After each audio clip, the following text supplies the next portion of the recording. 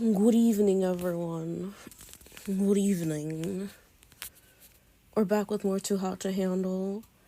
I'm gonna wait for the ad to load in. Give us like a little 5 minute chat.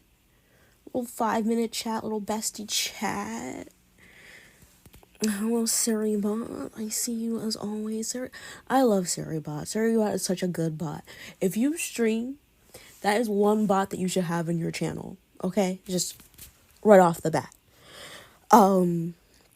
Great for moderation. Great for moderation. I want to apologize.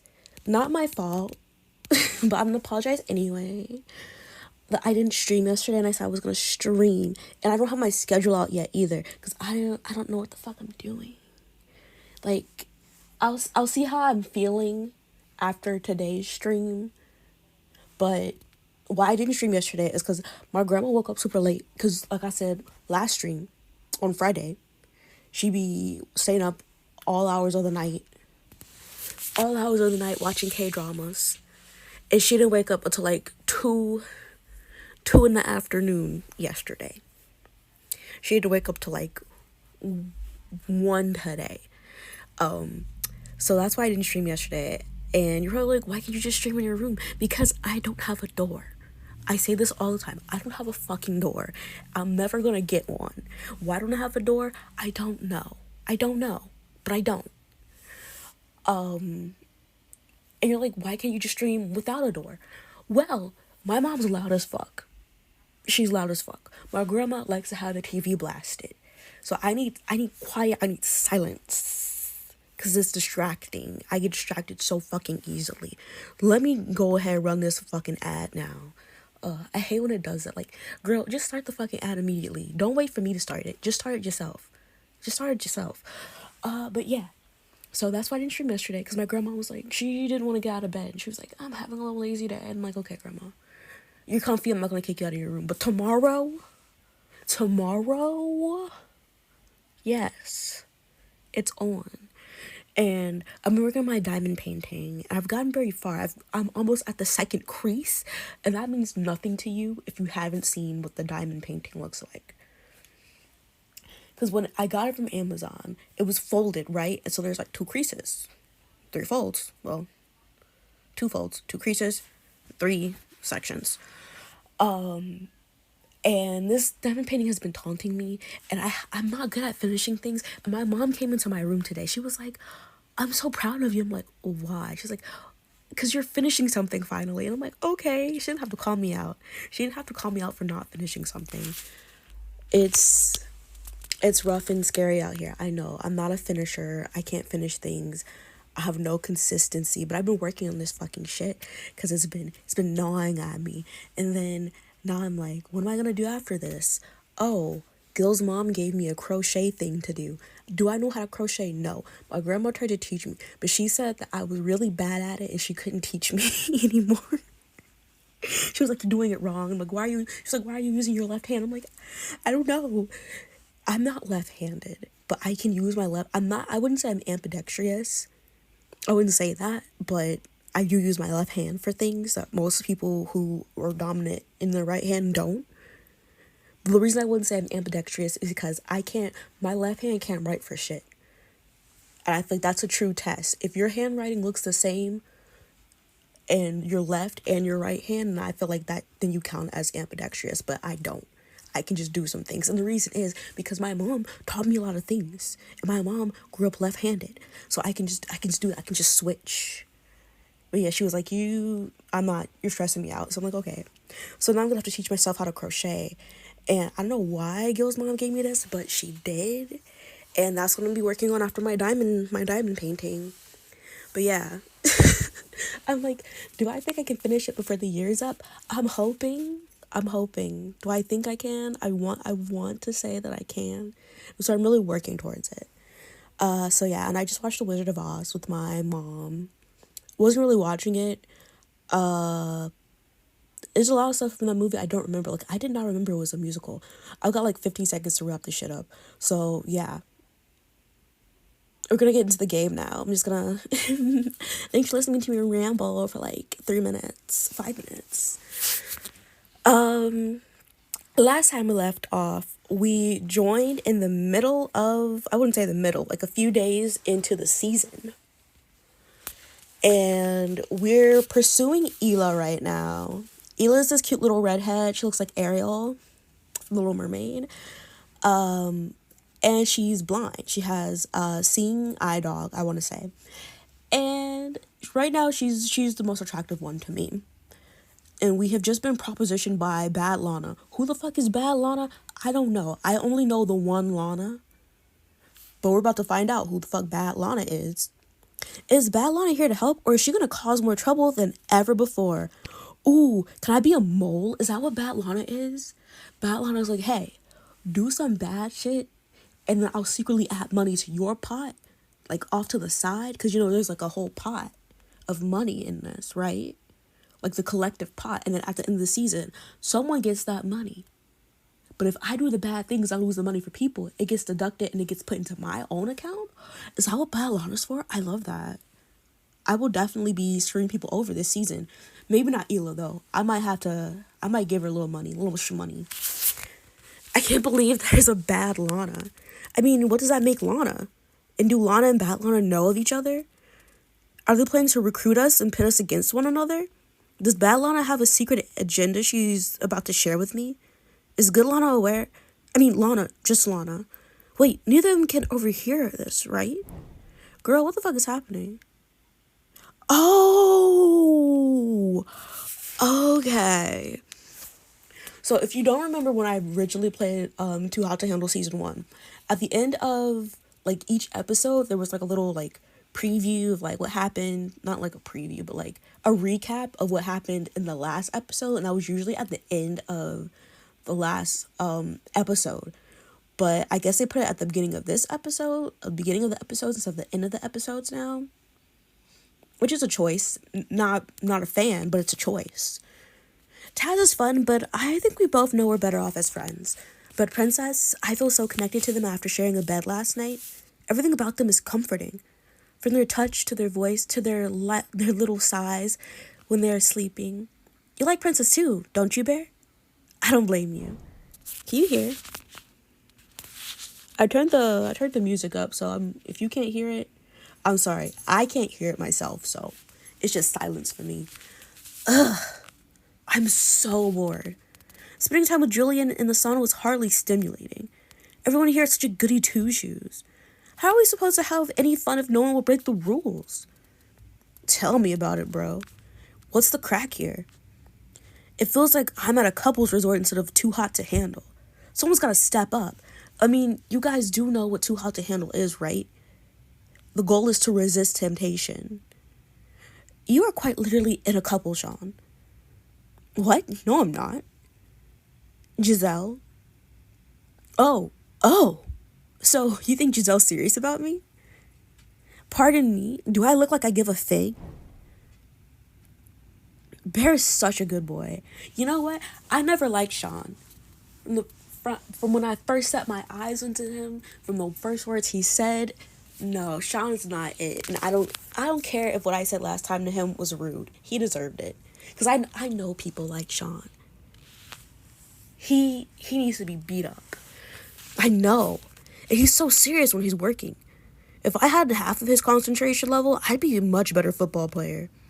It's the brain injuries. I just want to give him a belly rub and feed him a bunch of bacon treats. I have even put in the work to make them for him. Yesterday was... What? Where are these words coming from? Where am I getting these words? Yesterday, when he was off his harness, Ela and I threw a frisbee for him. Whoa, no way. Barry got to play fetch with one of the NFL's best quarterbacks? What team does he even play for? Yes, hi. Bet you threw it way too far. Are you teasing me right now, Taz? Taz? Oh, sound effects. You're Bad Lana? Well, don't let the name scare you off. We'll get along just fine, Princess. I'm here to help you after all. How could you possibly help me? And maybe a better question would be, why? As Lana informed you, you are supposed to cultivate meaningful relationships at the retreat. However, I believe that lust and seduction can be useful tools in achieving this. Do you agree with me, princess? What am I more interested in? Meaningful connections, lust and seduction? Girl, I don't know. I'm here for the vibe, you know? To be blunt, I'm not sure. I'm sure you will come to a decision as you spend more time at the retreat. Thank you for your honesty, princess. We'll talk again. Girl, what's the point? Why'd you bring me over here? What did you want? Was that it? Don't talk to me no more unless you got something good for me. You look around, wondering if anyone else is witnessing this moment. Finding out that you're completely alone, you wonder if anyone will believe you this even if anyone will believe you this even happened. Okay, that you shouldn't be there. So, why haven't I heard of you before? You turn back to Bad Lana, but she's gone, and her place is the normal Lana you've come to know so well. You're still not entirely sure if Bad Lana is real or a figment of your imagination. Maybe I'm overheated. A dip in the pool should help clear things up. I mean, there's a whole little lagoon right there. I couldn't dip my little feetsies in there. I had to go to the pool. This Too Hot to Handle villa looks different than the other ones. I'm not sure how I feel about it. Like, it's nice. It's nice to have, like, you know, what am I looking for? What's the word I'm looking for? Not differences. A new location, you know? Spice it up. Not the same, but, like, I kind of miss the old one. You meander down the manicured path, still thinking about what just happened. Out of all the things I had expected from this retreat, Bad Lana certainly isn't one of them. I wonder what kind of surprises she has in store for us. You make it to the pool, plopping down on one of the luxurious loungers, but a rustling nearby draws you out of your thoughts. Someone's joining me. Of course I'm hoping it's Ela. I don't care about none of these fugly boys. The girls are cute, but like I said, I like Ela. You find yourself wishing Ela would be the one coming up the path. And sure enough, you can hear the patter of Bear's feet. Nice little feetsies! As Ela rounds the corner. Oh, her hips sway with each step, drawing attention to her luscious curves.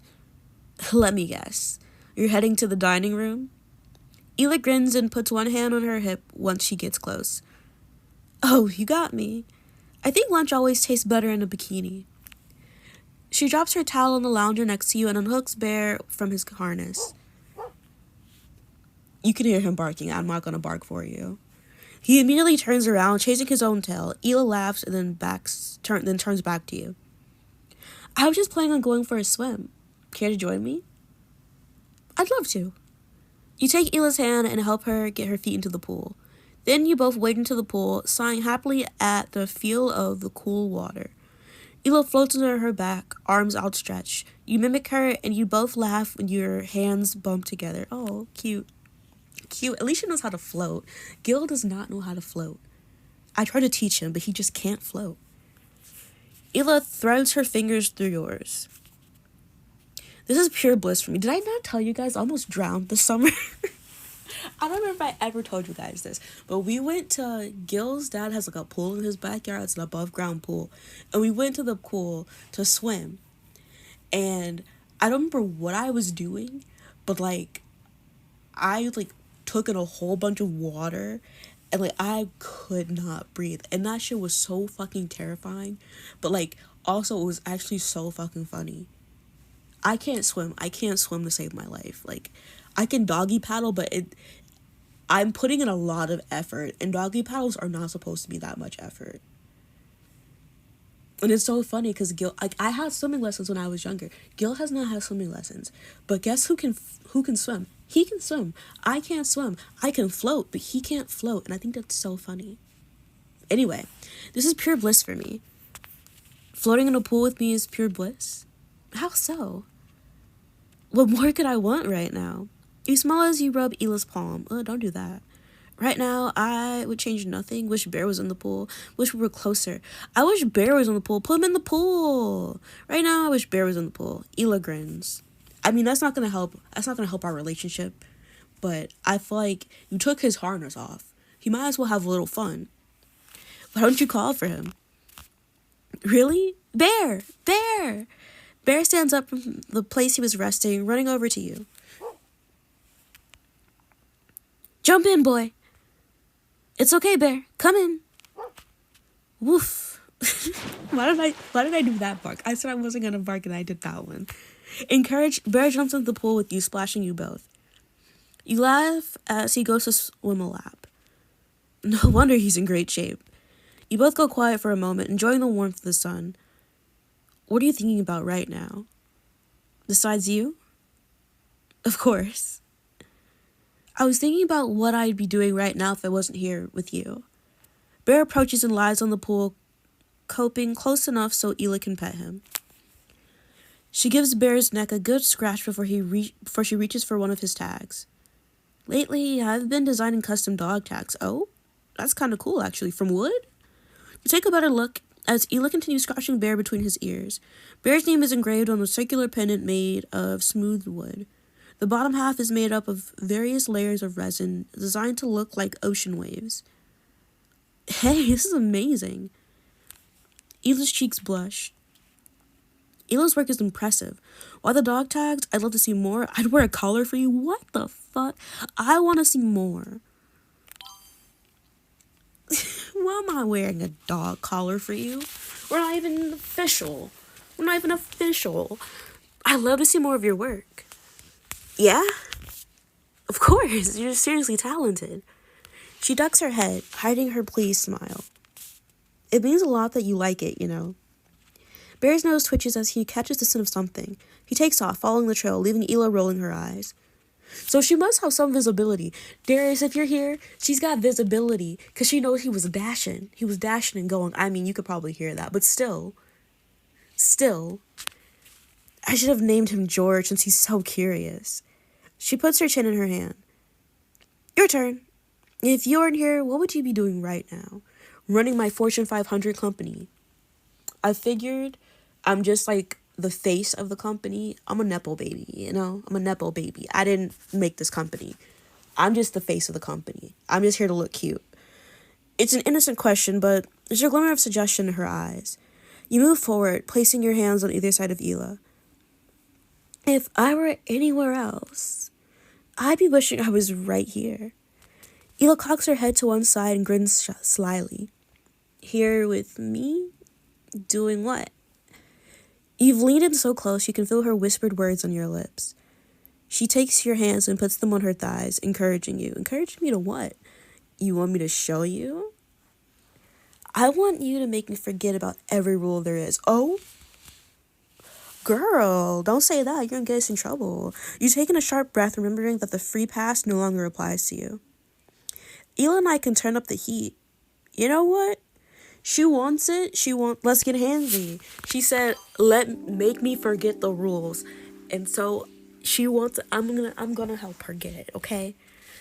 You slip a leg between Ela's, spreading hers apart. If she hadn't said that, I'd been like, okay, maybe I shouldn't. I would have really considered it. But she was like, make me forget. You slip a leg between Ela's, spreading hers apart. Your hand rests on her waist, gently running over the bow that's holding her bikini together. It's like I'm unwrapping a present, you whisper, giving one end of it a tug. You'll have to play with it while it's still wrapped, Ela says, making you chuckle. Obeying, you slip a hand under the fabric. Your fingers slide her hot and ready for you. What? Okay, no. Your fingers find her hot and ready for you, not her being a Little Caesar's pizza. And you're surprised that Ela curses under her breath. Are we doing this in the pool?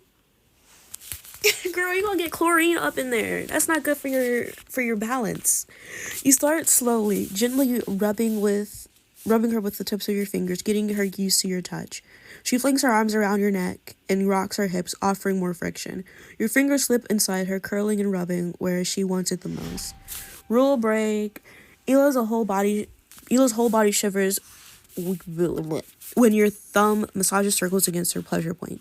Then you feel her own hand sneaking under your clothes. She finds you where you've been pulsating and aching for her. Your lips crash together to muffle your moans as Ela strokes you slowly. Okay. You buckle in her hand as well, seeking more friction.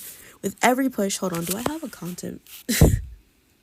I need to make sure I have a content warning on this game. Yeah. I completely forgot about that because it won't let me do that on, girl, what is it called? on the mobile app. It will not let me do that on the mobile app. Put the content warning on there, so let me put that there. Let me put that there so you guys know. With every push and pull of your bodies and hands, you become more frenzied. Your pleasure builds, your movements quicken, damn threatening to burst. No, no, no, no, no. Or she's saying that in French. No, no, no, no, no. What's that? I can't make you out. You and Ela pull apart just as Sean appears with Giselle in his arms. He tosses her hair... He tosses her into the air, sending her splashing to the pool. Sean! Her voice is practically feral when she surfaces.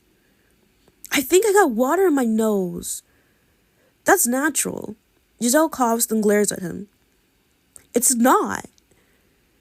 Sean threw Giselle into the pool. I'll help Giselle. Girl.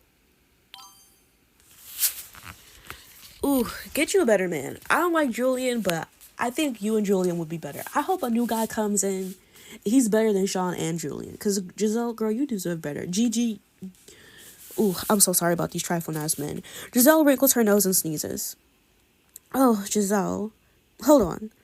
Quickly, you swim over to Giselle and rub her back. After I did all that, with my hands, in Ela, and I'm touching her, and I know the water's chlorine, but still, ew. She gives you a grateful smile as she itches her nose. Thanks, princess. It was just a bit of crack, everyone. Ela frowns at Sean, looking disappointed in his behavior. By the way, crack, is it? I don't know if it's pronounced crack or crake, but it's Irish slang for fun, having a good ass time. Just in case you didn't know what that meant. Ela frowns at Sean, looking disappointed in his behavior. It's a good thing you threw me in the pool and not the ocean, though. I'm terrified of it. Really? Why? Giselle cringes. You can't tell what's below you. It's all fathomless depths and creepy fish with no eyes or too many eyes. It's horrifying, girl. You know what? That's fair. That's valid. That's fair and valid. Honestly, I get it. I'm pretty sure there's a word for people who are terrified of open water. Jira might know. Who the hell is Jira? He's really... Oh. She just swore his name. I was like, there's someone else here? He's really into languages and science. Sean grins mischievously and pokes Giselle. All right. No tossing you into the ocean or whatever. But what about the bathtub?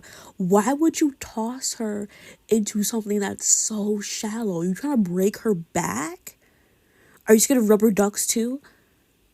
Be quiet, you. Girl, you find this cute, but I find this threatening. She splashes water at him, and Sean shrieks like he's been stabbed. Stop it! For a moment, you think he's just joking, but there's genuine frustration on his face. I hate pool water. Didn't you know? And you're gonna throw her in the pool? Sean, you ain't shit. It turns your hair green. Sean ain't shit. Ela looks at you and Giselle with a puzzled look, but you can't offer her any help.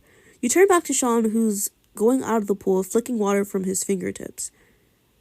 You do realize it's a saltwater pool, right? Okay, and... Oh, so it's saltwater. That kind of makes it... I don't know if that's worse. What's your point? You blink. At least her pH probably won't be messed up after us doing all that, but still... Never mind. Giselle gets out of the pool and Sean hands her a towel. Thanks. She smiles at him before waving at you. I'll see you later. Once Giselle and Sean are gone, you turn back to Ela, who frowns. That was weird, right? It's not just me. Ela shakes her head. Sean knows how to give it, but he doesn't know how to take it. I feel like he has some serious communication problems. Like he's trying to be playful but failing. Or he's simply a jerk. There's always that option. Do you think Giselle will be okay? Of course she will. She's Giselle. The simple conviction in her voice makes you smile. Yeah. Well, enough about the two of them. I'd like to go back to relaxing with you. Ela smiles and pulls you by the hand deeper into the pool. That can be arranged. You spend the rest of the day with Ela, swimming and relaxing. In the evening, after a long day in the sun, everyone is just happy to be in the air conditioning. Ela and Julian are whacking each other with pillows, while an unharnessed bear chases the spilled feathers. He's so precious. He's so precious. Give them all, bear. Oh, he's definitely going to try. Carmen and Jiraiya are sitting on one of the couches facing each other. You're close. Try again. Jiraiya places one finger on her bottom lip. Carmen speaks, but you don't recognize the word. There you go. That's how you say bed in Thai. Oh, is he Thai? La cama? That's Spanish. Are those my slippers? If I say no, will you believe me? You shake your head at the chaos in the room. Looks like another fun night. Amused, you look inside your suitcase and pick up your favorite set of pajamas. What am I gonna wear to bed? You know what? I still fucks heavy with this hair, so I'm gonna go with that one. Oh, those are cute. This is cute too. To bed? You know what? No. We're good. We're good. Princess, you look fantastic. Thanks, babes. How do you manage to look so put together even in sleepwear? Giselle really wants to be my friend, huh? I'll compliment her back. She's a bad bitch. Acquaintance. Girl, we're gonna be besties by the time we get out here. Unless she double crosses me. Because it's always some shit. One of your friends always double crosses you for some reason. Like, please, I just want a friend. I don't want a backstabber. Are you kidding me, Giselle? Look who's talking. Sean won't be able to get any sleep tonight once he sees you in this. Giselle laughs. That's so sweet of you. And please, call me Gigi. Okay, Gigi. No. Startled, you turn to find Victoria standing with her hands on her hips and arguing with Taz. It's unmistakably me. No way. It's me. Giselle struts confidently into the middle of their argument. No, it's me. Wait, what am I debating? Taz fancies himself as a master at seduction using just body language. But just look at that man's hips. She points an accusatory finger at his hips. She's saying he got no rhythm. He's bad in bed. They don't move when he dances. Hey now. I bet I'd be the best. My hips can move a lot. Please, if anybody knows about body language, it's me. I mean, I'll give it a shot. What do you know about body language, actually? Bear would know a lot about body language as well. He needs to be able to, see things. I bet I'd be able to do it. Victoria arches a brow, then snickers. You? I'd pay to see that, girl. Just say you want to fuck me and get it over with. Not necessary. Why did I read it like that? Not necessary. Don't want to prove it's possible to seduce someone with body language only? Play the game. Why not? She so badly wants to be in my bed. She just doesn't want to admit it. You walk up to her and plant your hands on your hips. I'll take your challenge. It's just for fun, right? Right. So I just need to pick someone who's easy to tease. You look around the room where everyone seems to be waiting with bated breath. Now I get to choose who to seduce. Who do I think is the easiest to seduce? Honestly, Ela's kind of easy to seduce. I'm not calling her easy, but she was really feeling me, so it's gonna have to be Ela. It's gonna have to be. Immediately you turn to Ela. Like, she was into me immediately. Since Ela claims to be the best at it, maybe it's time for the professor to become the student. There are whoops and hollers as you and Ela make your way to the middle of the room. You decide to rely on touch, but you know Ela can already feel the warmth of your body. You step closer, making the fabric of your pajamas rasp together. Hopefully you guys can hear me. Can you hear me? Did I turn the microphone on? Don't be having to check. Hold on. You know me. I'm always fucking checking. Where is it here? Here. Is my mic on? Okay, my mic is on. Good. The song conjures thoughts about silken bed sheets, late nights, and whispered promises. You place a hand on Ela's back and slowly work your way downward. Just before you reach the curve of her butt, you twirl her around. Her back presses against your chest, and her hips fit snugly against yours. Her head tips back to rest on your shoulder. How tall is she? Because I'm 5'2.5". It's resting on my shoulder? You continue touching her, avoiding all the rule-breaking places. Not to avoid losing money, but to prove that any touch can be erotic. You coast along her collarbone and gently cup the front of her neck. Ela gasps, and you can feel the intake of breath against your palm. Princess wins. Ela's joke immediately has people laughing and protesting. That was a show. Ela, completely unaffected by this, turns around and drops her voice to a whisper. I hope we can continue this someday soon. That makes two of us. Ela shudders. What's the secret, princess? How do you manage to be so tempting all the time? Your exhale is sharp with relief. It helps when you're tempting the sexiest woman you've ever met. I wouldn't say she's the sexiest one, but she's up there. She's up there. Ela ducks her head, growing shy, but you see the pleased smile on her pretty lips. So, Victoria, do I win? You turn to her with a smirk, but her reaction tells you everything you want to know. Victoria flips an imaginary lock of hair, then turns around and struts out the door. Girl, she's not playing around for sure. That's exactly what she's doing, princess. I was like, who the fuck is this? It's Carmen. I completely forgot she existed. I mean, we just met, so my memory's not like, oh. The music is playing finally. Don't let it get to you. It didn't. Girl, I do not think about Victoria. I think that's enough for the night. We don't need any rule breaks after all. Most of the others agree, while a few seem upset that the game was over so soon. Julian's big yawn startles Giselle. Oh, I'm sorry, am I boring you? He looks bashful and Giselle looks expectantly at him. No, sorry, Gigi.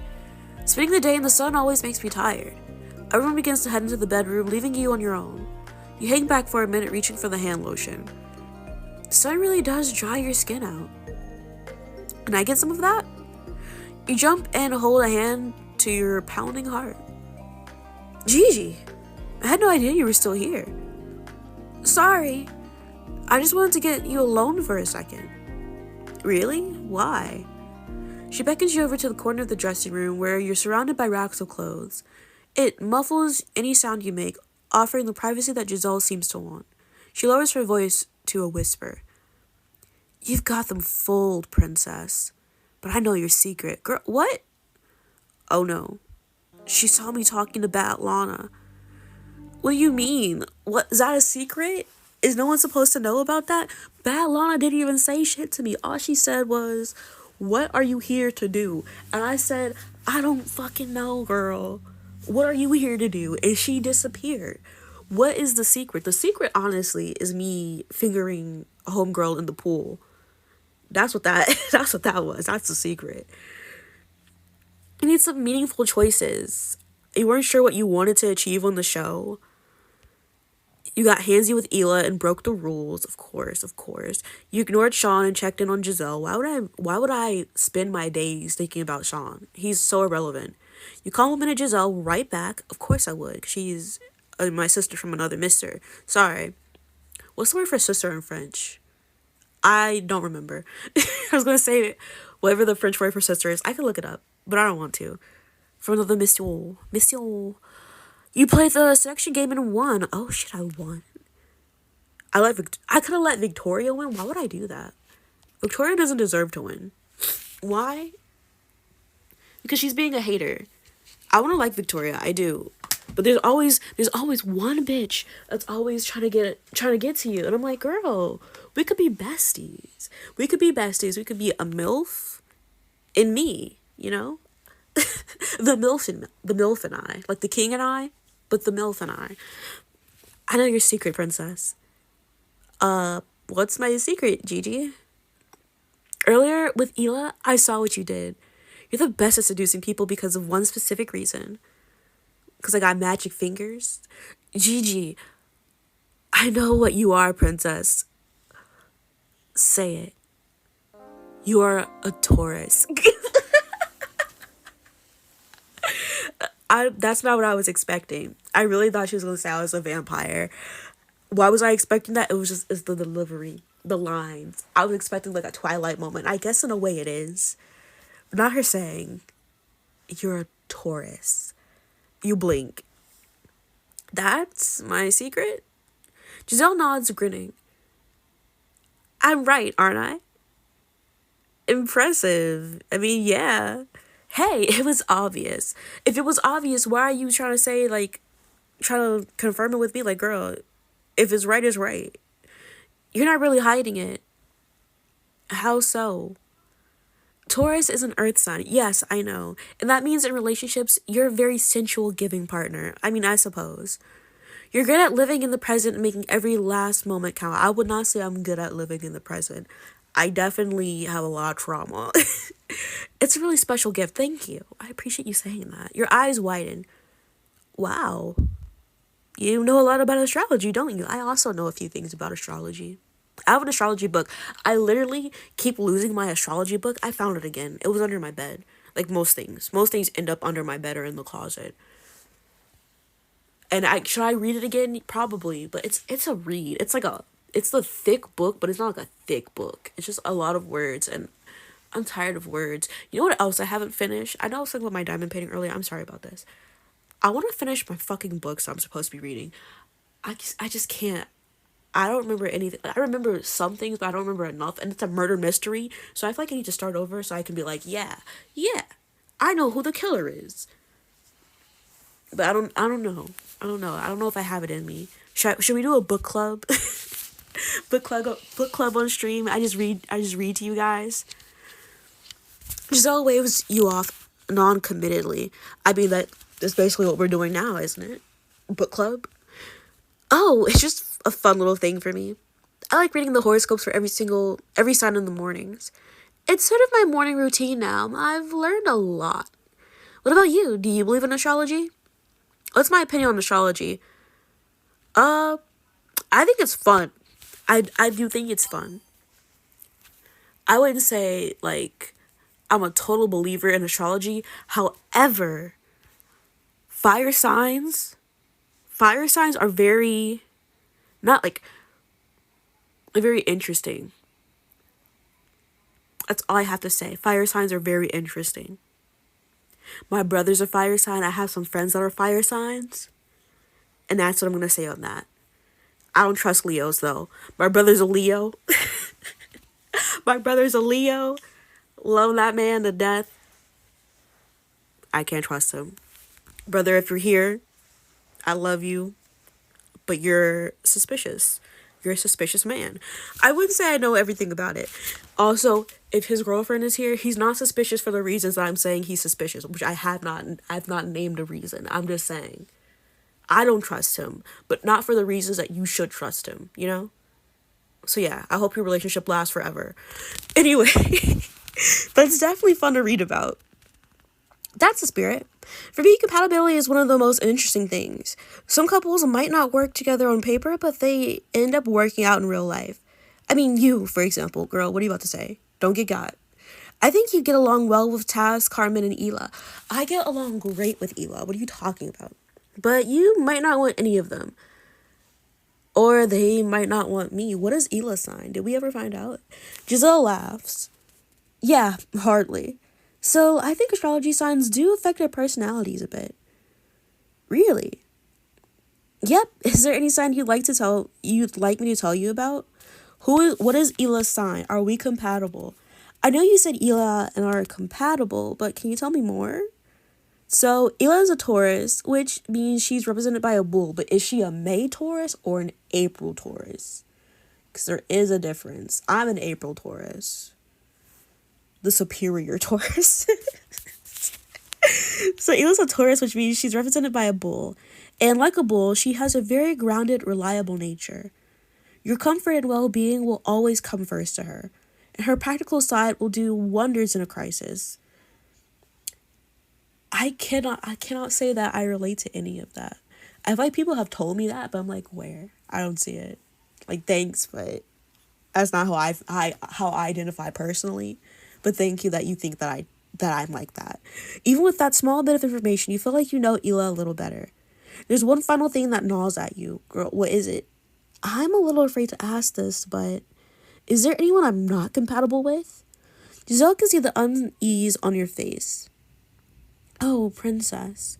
She nudges her shoulder against yours. Usually, so like there's like a system with astrology. I don't know if you guys care, but I'm gonna talk about it a little bit. So it's like earth and earth. No, it's earth and water makes mud. Earth and air makes dust, and then earth and fire. I forgot what earth and fire make, but it's not a good combination. You just have to take everything together. And while there are like a lot of incompatibilities, there are also some things that you can relate to with each sign. So like you're not completely incompatible, but there's definitely things that you're gonna need to work on. Like Gil, he probably doesn't want me telling his business. He doesn't really care, but he's an air sign. And so like we clash a lot, but not in the ways I've clashed with like other boyfriends, because I've dated a lot of fire signs. So it's different. Not that it matters, not that it's important, but there's like a thing. And they say like you're most compatible with your sister signs, and with like the same like it's not arcana. What am I fucking saying? With the same like elemental, there we go. Elemental signs. So like earth signs, Taurus, Virgos, Capricorns, Aries, Sagittarius, Leos are fire signs, Pisces, Cancer. I can't think of the other one right now. I know Pisces, Cancer, and then there's what? It's not Aquarius, because Aquarius is a fire sign. No, Aquarius is a air sign. Right? Right? Yeah. Yeah. It's Aquarius, Gemini, and Libra are air signs. What is the third water sign? I'm racking my brain. Hold on. So it's Aries, Taurus, because like it's in a cycle of fours. Aries, Taurus, Gemini, Cancer, right? I want to say. Yeah. And then after Cancer is Leo, Virgo. Of Pisces? No, Pisces is a winter month. Who am I forgetting? You know what? It's not important. You didn't come here for this. You didn't come here for me to talk astrology at you. Let's continue the game. She nudges her shoulder against yours. I don't believe any signs are incompatible. At the end of the day, we're all just people born in specific months. We're not governed by astrology. It's only a small part of us, like anything else. Yeah, that's good to hear. I was just saying that. You stifle a yawn. I think it's time I head to bed. Good night, Gigi. Sleep well. When you step into the bedroom, Bear is snoring softly and Sean is scowling in the direction of the noise. Why do people have to snore? That's an interesting way to put it. Last time I checked, I'm pretty sure Bear was a Labrador. Sean groans. You know what I mean. Girl, no, I don't know what you mean. Maybe he has breathing problems. That's why a lot of people snore. So they're not breathing correctly. You want him to just stop breathing? That's evil, Sean. You're supporting animal death? Disgusting. So I'm not sure anyone can control their snoring. Well, I'm not sure I'll be able to kip like this. Girl, go sleep outside. You should wear earplugs then, are totally right. You just need to go wear earplugs. We're not gonna be friends. You want some earplugs? I have some earplugs in my purse just for you. Here, take them. No one snores with the intent to annoy you. Sleep apnea is a thing, you know. Don't be a jerk about it. Can dogs have sleep apnea? I actually don't know. But I do know some dogs do have breathing problems. Like pugs, they have like the squished faces. That's why they snore. Why does this Labrador snore? I can't tell you. Ask the vet. Sean shakes his head in confusion, then gives you an apologetic look. Fine, I'll manage. I'm serious about the earplugs. If you want some, I have some. I have 2 pairs, actually. You shake your head and head towards Hila's bed. When you approach her and realize she's not alone, your expression falls. All you have to say is, yes, Hila. One word, and I'm in your bed. Okay. I knew you weren't straight, Victoria. I knew you weren't straight, not with that haircut. By the time I'm finished with you, I'll be the only one on your mind. Ela feigns contemplation. Right now, I'm thinking of one word indeed. No. Victoria scoffs, but still doesn't make a move to stand up. Victoria really can't take a hit, can she? Alright, that's enough of that. Laugh at Victoria, give her an earful, ignore her entirely. I'm gonna laugh at her. This is funny. Girl, what you doing? What you doing in my bed with my girl? You can't help but chuckle at the situation. Victoria tenses at the sound, but Ela looks amused. You take her place on the bed while laughing so hard that a tear escapes, leaving her no choice but to slide off. Damn, now I'm laughing her into the void. When you look at Victoria, you can't help but laugh louder. I'm sorry, I can't help it.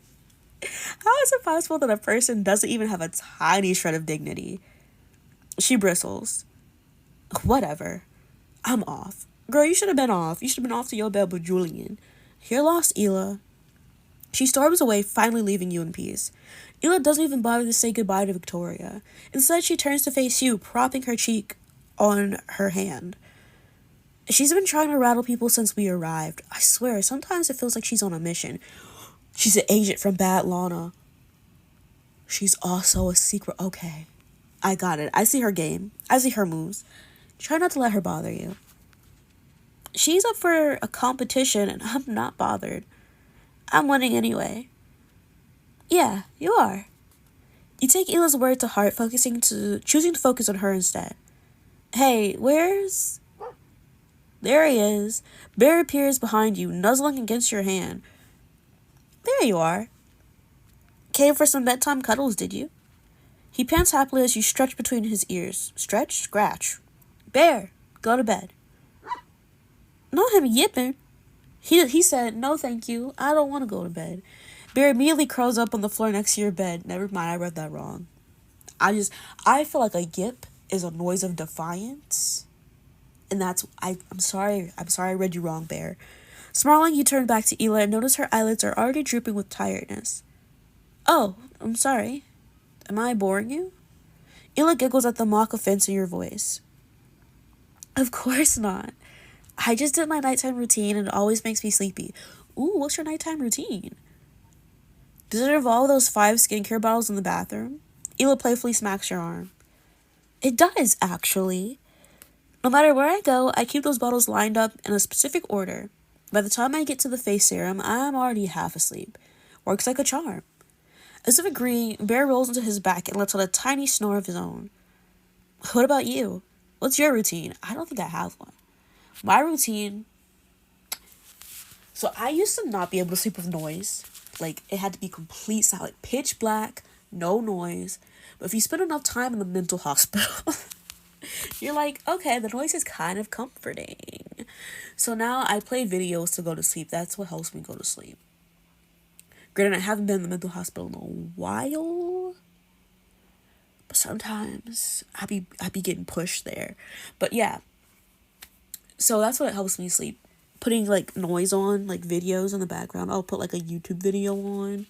I can't trust Twitch streams because people be going to Twitch streams and like they just rate to anybody, just anybody. I'm like, I don't know, I don't want their voice in my dream telling me stuff, telling me weird shit.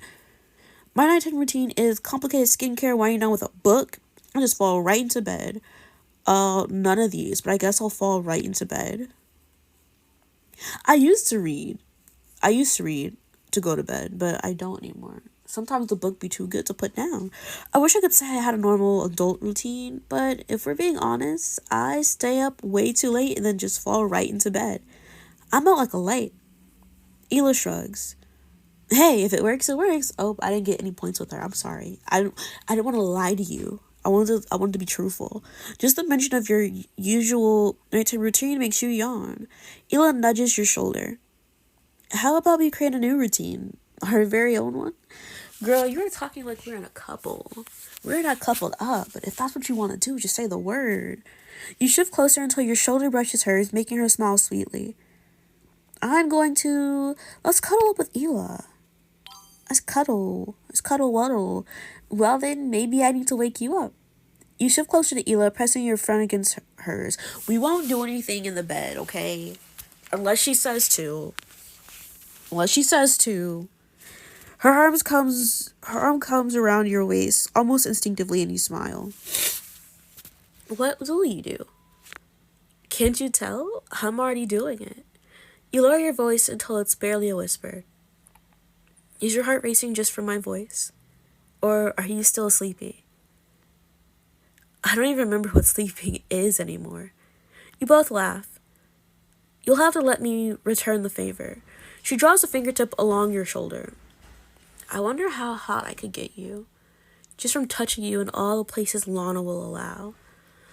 Ila's offer makes your heart beat faster. There's only one way to find out. Ila perks up with excitement. The fingertip that ran along your shoulder now travels to your neck.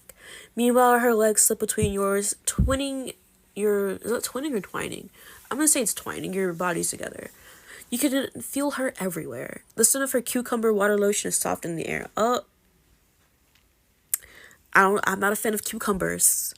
I don't want to move on. I don't want to move on from you, Ela, but I do not like cucumbers. Sometimes cucumber is a nice smell, but then sometimes it's not a nice smell. Ela caresses your hip, then shifts lower so she can hook your leg over her waist. You feel amazing. You shudder at the reverence in her words. Saccharine voice cuts through the magic of your moment. I've never heard this word before. How do you pronounce this word? Not me still having puce color up. It is SACCH. That's a color?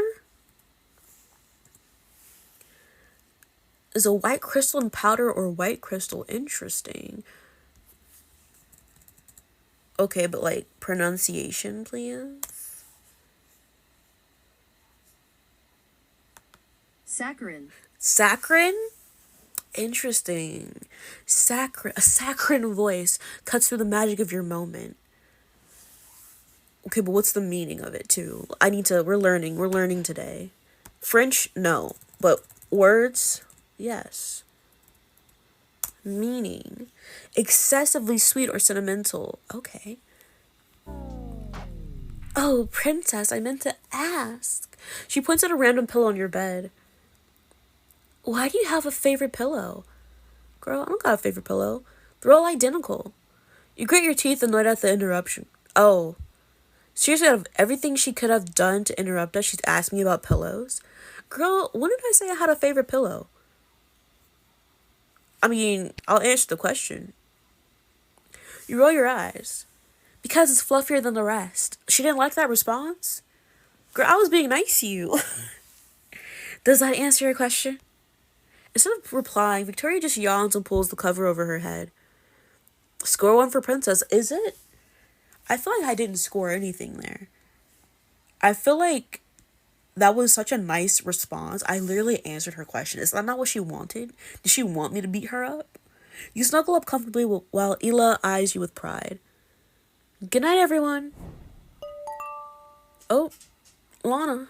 Next morning, a loud chime echoes in the room. You jolt awake, unused to Lana being your alarm clock. Good morning, everyone. Julian sticks his head out of the mound of pillows like an ostrich emerging from the sand. Morning. Morning. I don't believe that was English, Julian. Close enough. The goal of my retreat is to teach you how to form deep and meaningful relationships. To do that, you must be able to put the needs of others before your own, especially when you are horny. Did I not put the needs of her before my own? Laughter burst through the bedroom. To aid you in your journey, I have organized a morning activity for you. Please make your way down to the workshop area. I'm actually getting quite fond of Lana. Alright, time for a nice breakfast. I can't land on an empty stomach. A heavy panting next to you grabs your attention. You find Bear with a stuffed toy Lana in his mouth. Now, where did he get that? Oh? Morning, Bear. You give him a good scratch behind the ears, and he flops downward. Where did he get a toy Lana? He's such a baby sometimes. At Ela's voice, Bear's tail begins to wag. I'm just as excited to see her too, boy. Is that so? Lucky for you, you'll get to look at me for the next few weeks. And maybe I'll get to pair up with you for the workshop. You share a smile, but then Ela turns to scratch Bear's belly. And Bear, you can't be my workshop partner, okay? I'll need to focus so once we start, you'll watch from the patio. Why can't he participate? Let Bear participate! Don't worry, Princess will give me a hand. I mean, I will. Won't you, Princess? It would be my pleasure. I want to help you, but let him participate. Let him be there. He just wants to have fun, too. I mean, I know he's working, but he can't be there. Ela smiles at you gratefully and places her hand in yours. Her next words are a soft whisper. If you're very quiet, maybe we can get away with doing something naughty. You smirk, ready to give Ela a taste of her own medicine. I can keep quiet, but can you? I might just make you cry out with pleasure. Before you and Ela can end your conversation, Julian walks by. Let's go, you two. Time to go do some homework. They're not going to expose me. I literally broke the rules yesterday and they're not going to expose me. They usually do that first in the morning, not them holding off on exposing me. Everyone files into the workshop space, buzzing with anticipation. Sorry, I had to blow my glasses. There's something on it. A woman comes strutting down the pathway, grinning widely. Hey, babes. Oh, it's her again. She's back. Wasn't she in the last 2 seasons? I'm back. Gasps and cheers grow through the group. Oh my. Whoa. No way. Am I missing something? I know that voice anywhere. It's Chloe. Ooh, how do I say her name? Vitich? Whatever her last name is, but her name's Chloe. Ela squeals and Bear looks up at her with concern. I think I'm actually dreaming. Chloe, her last name, is our host. I need a reminder. Someone refresh my memory, please. You lean in toward Giselle. Remind me who she is again? Why they got me in this outfit? I do not approve of this. Chloe was on season 1 of Too Hot to Handle and she was the workshop guru last season. I'm sure she was the workshop guru in each season, so I don't know what you're talking about. She was also on The Circle and Perfect Match. She sure is in some fucking shows. Like, she's booked and busy. Good for her. Good for her. And she's a model, no less. Chloe presses her hands to her cheeks. Oh, stop it. I mean, they definitely... I feel like from the eyes above, like, yeah, that's her, but, like, below the eyes, that's terrifying. I feel like that's not a good depiction of what she looks like. He'll make me blush. She then claps her hands. Now, let's get down to business. As your first test, you're going to pair up and test your communication through body language. Members go through the group. Good thing I practiced with Ela yesterday. Ela seems to read your thoughts and winks at you as Chloe continues. Being physical is something you should never shy away from. In fact, a staggering 70% of all communication is nonverbal. We're talking eye contact. We're talking body language. Baby girl is blind. We still don't know how blind she is, though. I feel like that's an insensitive question. They're not going to let me ask it, but, still.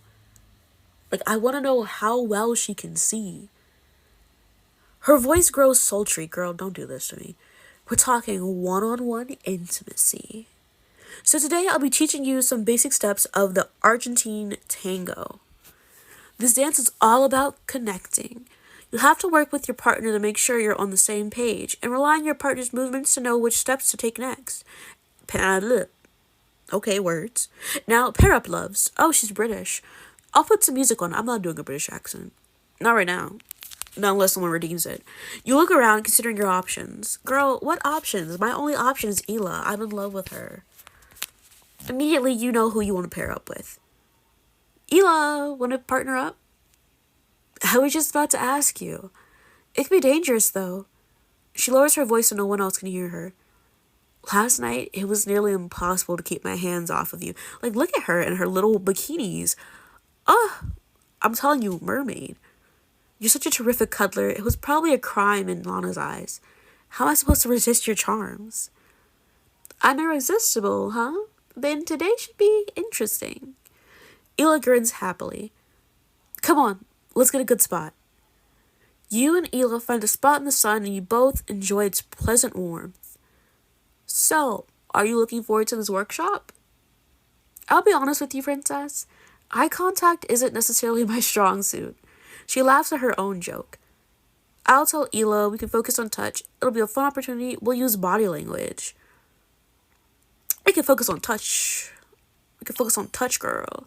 Well, then we'll just have to focus on touch. How does that sound? Ela's brows rise. I like the sound of that. All right, everybody. First, I want you and your partner to get closer. Share the space between your bodies. You step towards Ela, close enough to feel her gentle breaths. At your proximity, she seems to breathe a little faster. Now, pick one place to touch each other. Chloe laughs when she notices Carmen pretending to reach for Jiraiya's groan. In Lana approved places, please, girl. Not you trying to grope this man in public. Like right in front of us? That's a bit too much, Carmen. Is it okay if I... Yes, go ahead. The eagerness in her tone makes you smile.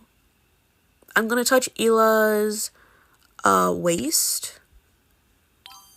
Why would I grope her little titties? Like, that's so disrespectful. That's not in the theme of the game, of the dance. You place your hand on Ela's waist, curving it to match the contours of her body. Now that you have me, what will you do with me? Girl, we're dancing. I was hoping to have this dance, ma'am. That can be arranged. Ela mimics you and you jump at the touch of her hand. Did I scare you? You laugh breathlessly. No. I just realized how much I like your touch. Ela rests her forehead on your shoulder, letting out a soft groan. You're dangerous, princess. Not nearly as dangerous as you. Chloe notices how close you two are, and she flashes you a thumbs up. Now that your two bodies are moving as one, it's time to dance. Do it slowly, make up the steps, have fun.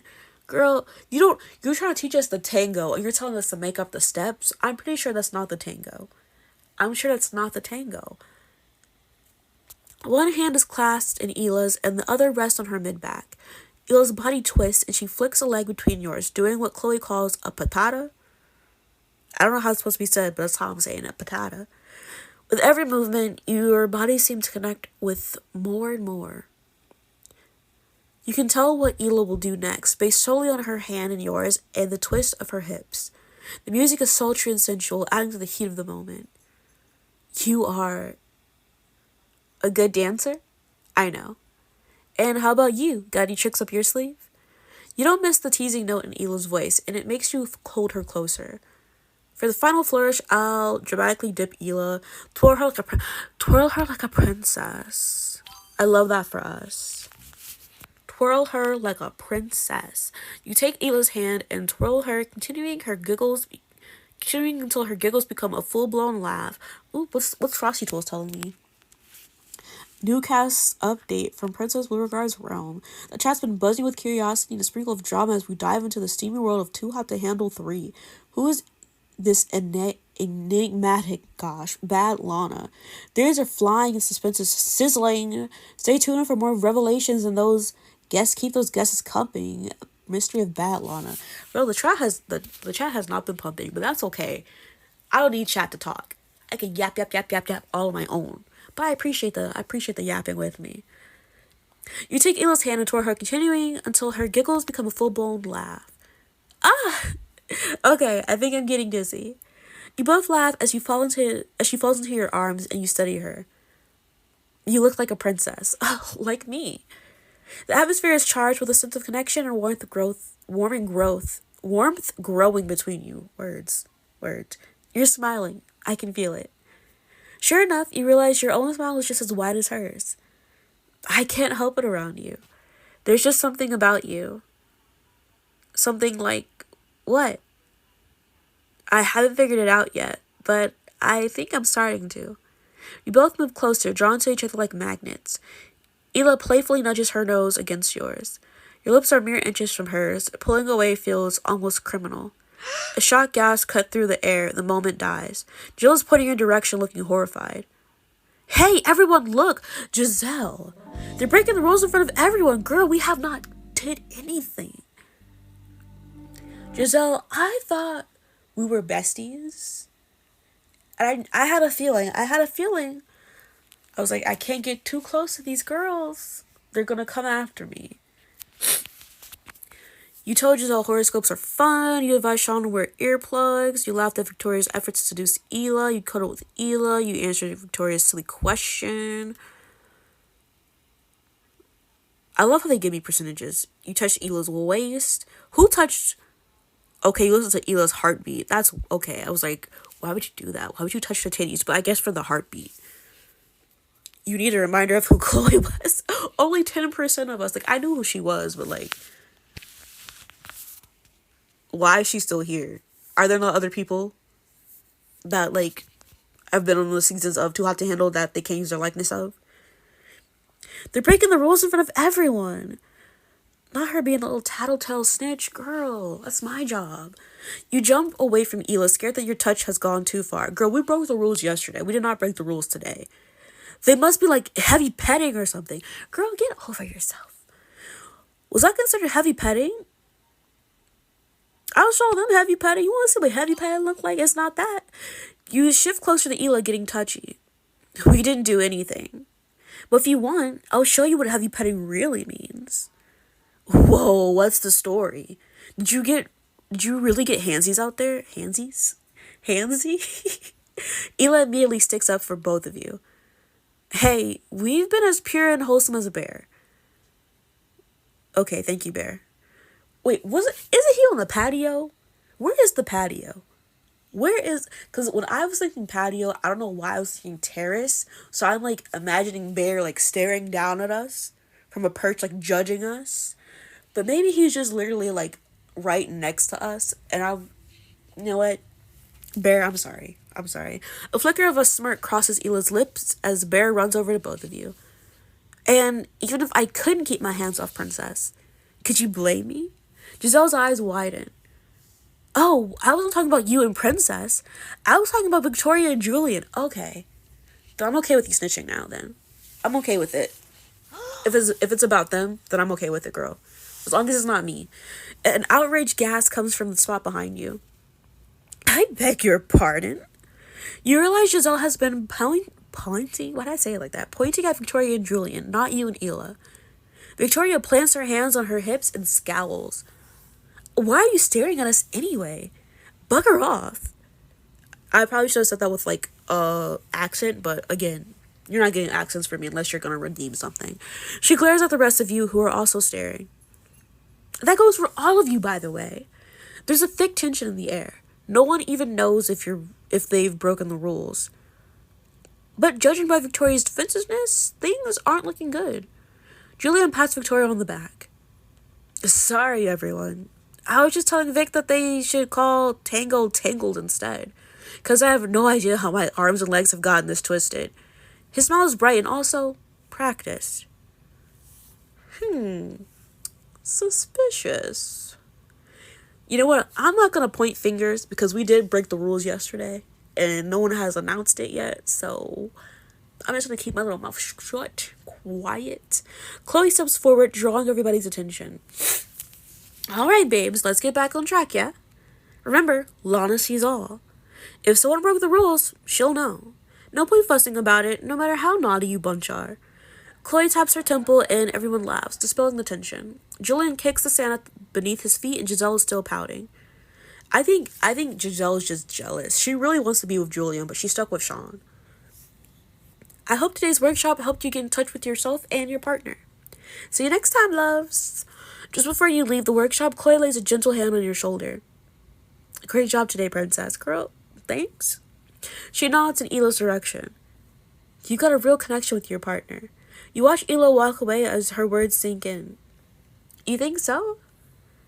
Duh, you were all over each other. I just hope you're both willing to see beyond the physical. There's great potential right there. Thanks, Chloe. I'll see you next time. You can count on it, babe. Oh, we unlocked a sticker in the share avatar menu. We unlocked another sticker in the share avatar menu. After the workshop, congratulations, you unlocked an achievement. After the workshop, you make a beeline for the bathroom. Between the sun, the sand, and the way Ela made your body heat up, I'm in desperate need of a shower. You step into the glass enclosure and reach for the handle. What kind of water temperature do I want? I want it mild. I don't like my showers too hot. I don't like cold showers. I like a nice warm temperature. I'm too hot for warm. Yeah, I'm too hot for warm water, but I definitely don't want to take an ice plunge either. You turn the valve into the middle, giving you a refreshing tepidity. Now, I wouldn't say when I turn my showers on, I put it to the middle. What I do is I turn it like halfway, like in between the hot and the middle, and I feel like that's a good temperature. That's a good shower temperature, if it's that kind of shower. You know, you don't care about me talking about showers, I'm sorry. But just know that's the ideal temperature. You turn the valve to the middle, giving you a refreshing tepidity. With a sigh, you tilt your face into the stream of water. After a few moments of peace, there's a gentle knock at the glass door. You spin around, shocked to find Ela resting one hip against the glass. Girl, not you in the lingerie. I was about to jump in the shower. Looks like you beat me to it, girl. Do you need help? Is Bear here? Is he going to help you? You laugh and the sound echoes in the chamber. Well, there's enough space for two. Girl, you can come in the shower. I'll wash your back for you. You slide the glass door open, inviting Ela in. She doesn't need to be told twice as she takes your hand, stepping inside. She sighs, happy at the lukewarm water. Oh, don't call it lukewarm. How do you know I like my showers lukewarm? I wouldn't call it lukewarm either. I would just call it nice. You reach for her body wash. Does she really? Do they actually have preferences? I guess we both have amazing taste. The shower itself is lined with a number of bottles and a few have Ela's name on them. I love how Lana is just right there in the background. It feels kind of pervy. Your fingertips brush against the raised bumps on the bottle because someone has to watch this footage, right? It's not a robot just watching footage. Someone's watching this. They're editing this content, right? They're seeing all of it. Gross. Is this Braille? Ela reaches forward, finding the part of the bottle you're examining. It is. I buy this specific brand because they include Braille in all their products, as all products should. They should include Braille in all products. Disability rights, you know? Like, why do they not have Braille on, like, everything? I feel like it would be very helpful. I don't know how to read Braille. It's something I should probably learn. I could probably learn it, maybe. I say is I've tried and struggled to learn languages before.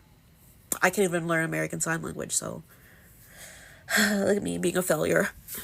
I wouldn't want to wash my body with conditioner, you know? You'd be moisturized at least.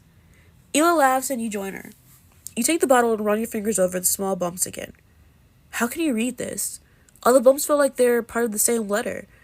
It's called practice. Ela moves to your side and takes your finger, resting it on the first set.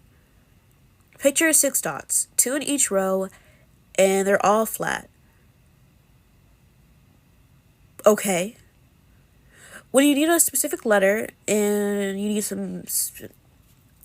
need a specific letter, you take some of those dots and raise them upward.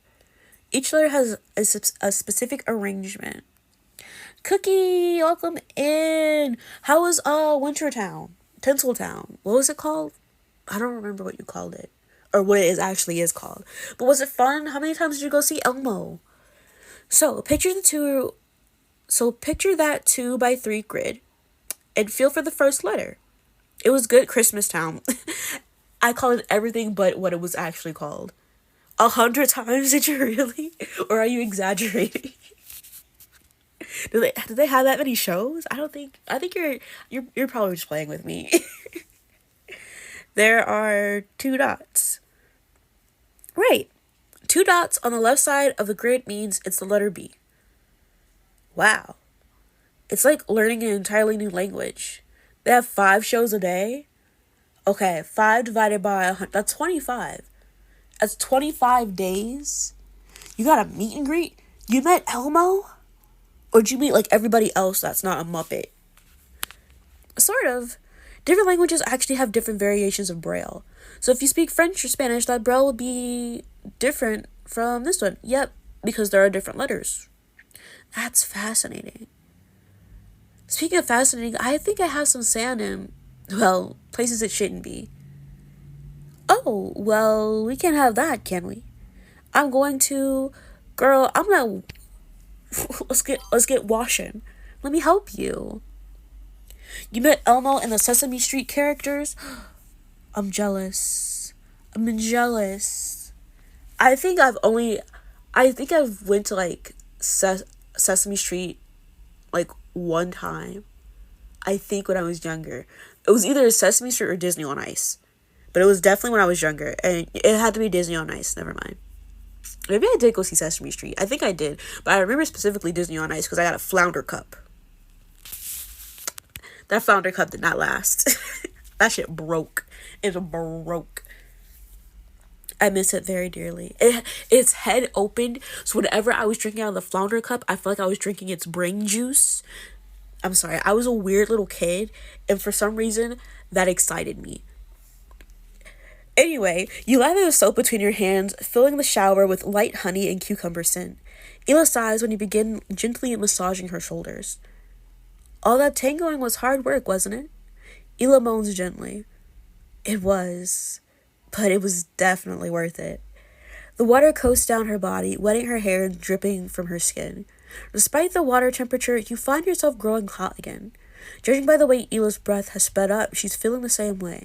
She reaches out, her fingertips dancing along the sides of your arms, then your waist, your hips, and up your back. Princess. She grazes your cheek, and you nuzzle into her touch. It feels so divine. You've never felt so seen just from someone's touch. There's only one thing on both our minds. Girl, we gotta hit the brakes. We already have one rule break. I'm not trying to get in even more trouble. I will help you continue washing yourself, but that's as far as it goes. You know how to wash your intimate parts. Soon you're clean and entirely pruned. We better give the others a chance to shower too. Think they know we're in here? Girl, I'm sure Giselle's big mouth has told somebody. They're probably assuming. Or Victoria. Who else do I think has a big mouth? Beatrice? Is that her name? I don't remember her name. But they're nice enough to not barge in on us, so I'll take that. Suddenly an excited wolf comes from outside the door. Bear! Okay, I better get to him. I'd never asked you to keep Bear waiting. She kisses your cheek before feeling for her knob and stepping out of the shower. I'll see you later, princess. Grabbing a towel, she walks away with a wide smile, and she carries it for the rest of the day. Okay. The next day, you rub the sleep from your eyes as you padded to the dining room. Last night, you practically collapsed into bed, falling asleep as soon as your head hit the pillow. Now the sun has barely risen over the horizon. What is this? I don't like that. I'm changing it. I wonder if anyone is awake yet. I don't care. I'm not wearing that swimsuit. It's not my vibe. That's not my vibe. What is it? Where's the swimwear at? No, we could wear this one. Did I wear that one already? No, I didn't. Let's go with this one. Yeah? Yeah! Let's go with this one. What's this? Oh, collect. I unlocked a bracelet. Cool. Why is that there? It's bothering me. The bedroom was pretty full when I left it. To your surprise, there are 4 people seated at the table. Giselle, Sean, Victoria, and Julian are all talking quietly as they enjoy their breakfast. I'll say, good morning, you're up early, coffee stat. You know what? Good morning. Let's be nice. Good morning, everyone. There's a chorus of greetings back. Do you have room for another? Julian stands and grabs an extra chair for the table. Come join us. You do, sinking gratefully into the chair. I'm so sorry from the tango lessons yesterday. I thought I was the only one. Julian shakes his head. Not at all.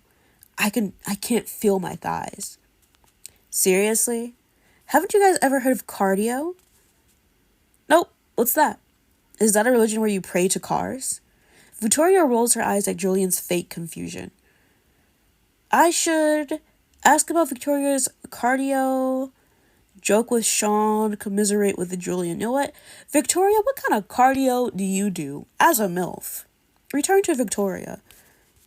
Are you a big gym rat? She shakes her head.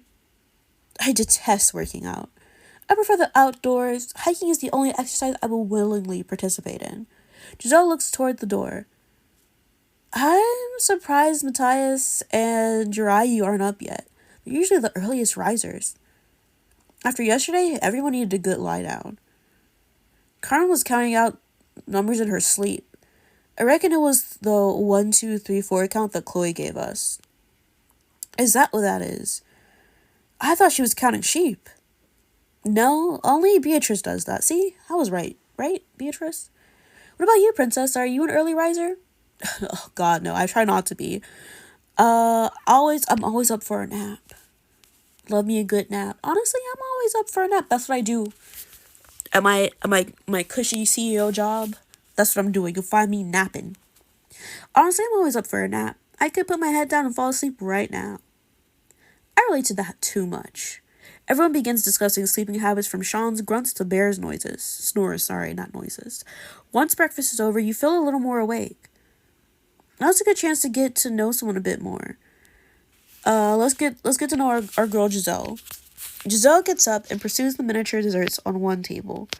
Tarts, cakes, and cookies are all laid out, some decorated with crumbly fruit toppings, others with rich chocolate ganache. Giselle takes a lemon tart and pops it into her mouth. The whole thing?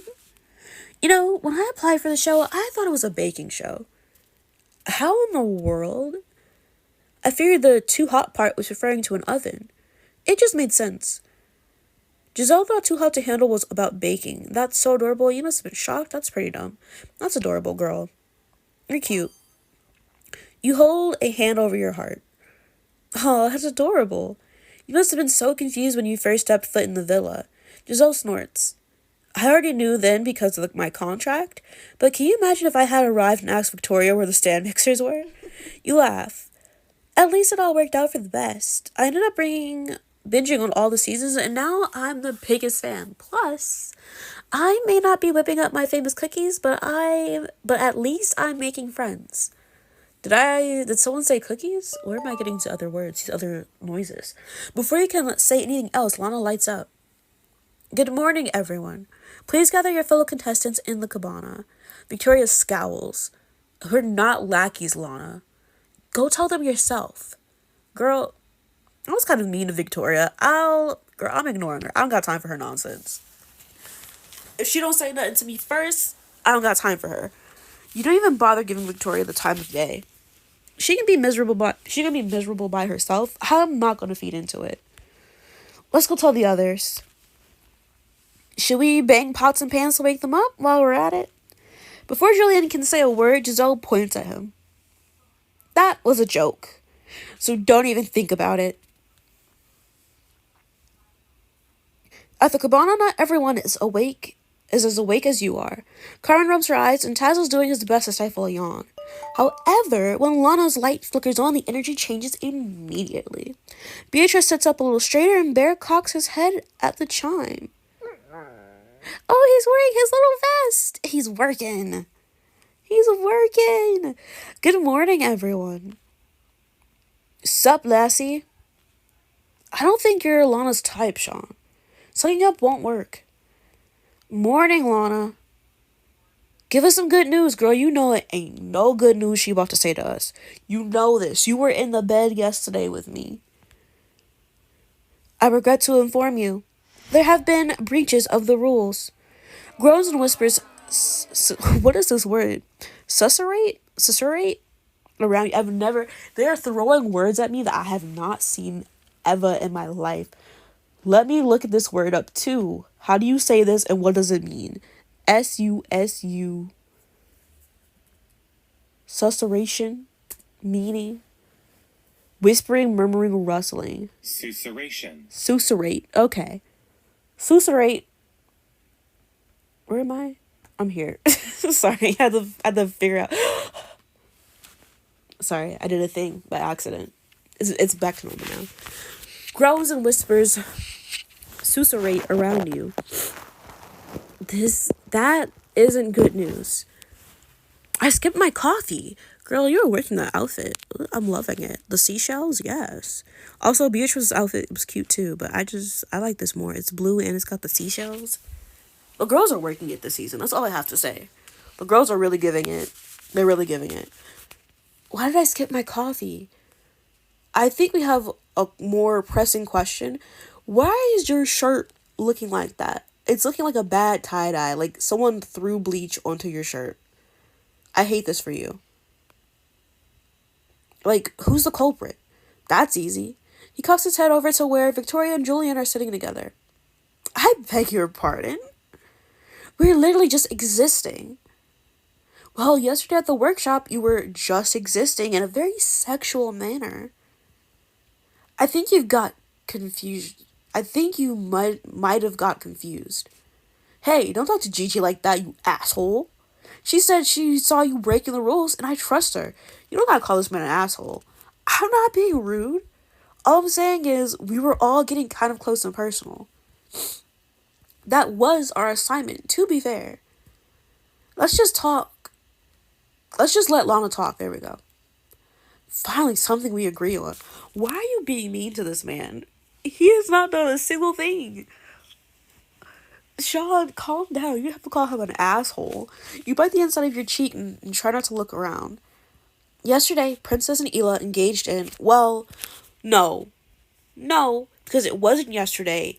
It was the night before. So you're wrong. You're wrong, Lana. Prolonged manual gratification. It wasn't prolonged. It wasn't that long, okay?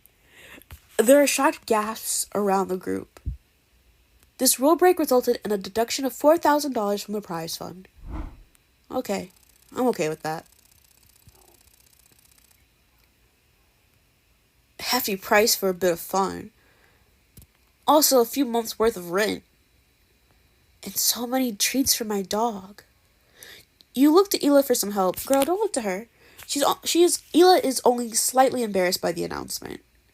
Technically, we've only spent, less than 2% of the prize fund? I'll make you all a bracelet to make up for it, if you want. So, but I can't bring myself to regret anything. Good. Don't regret it, girl. I don't regret it either.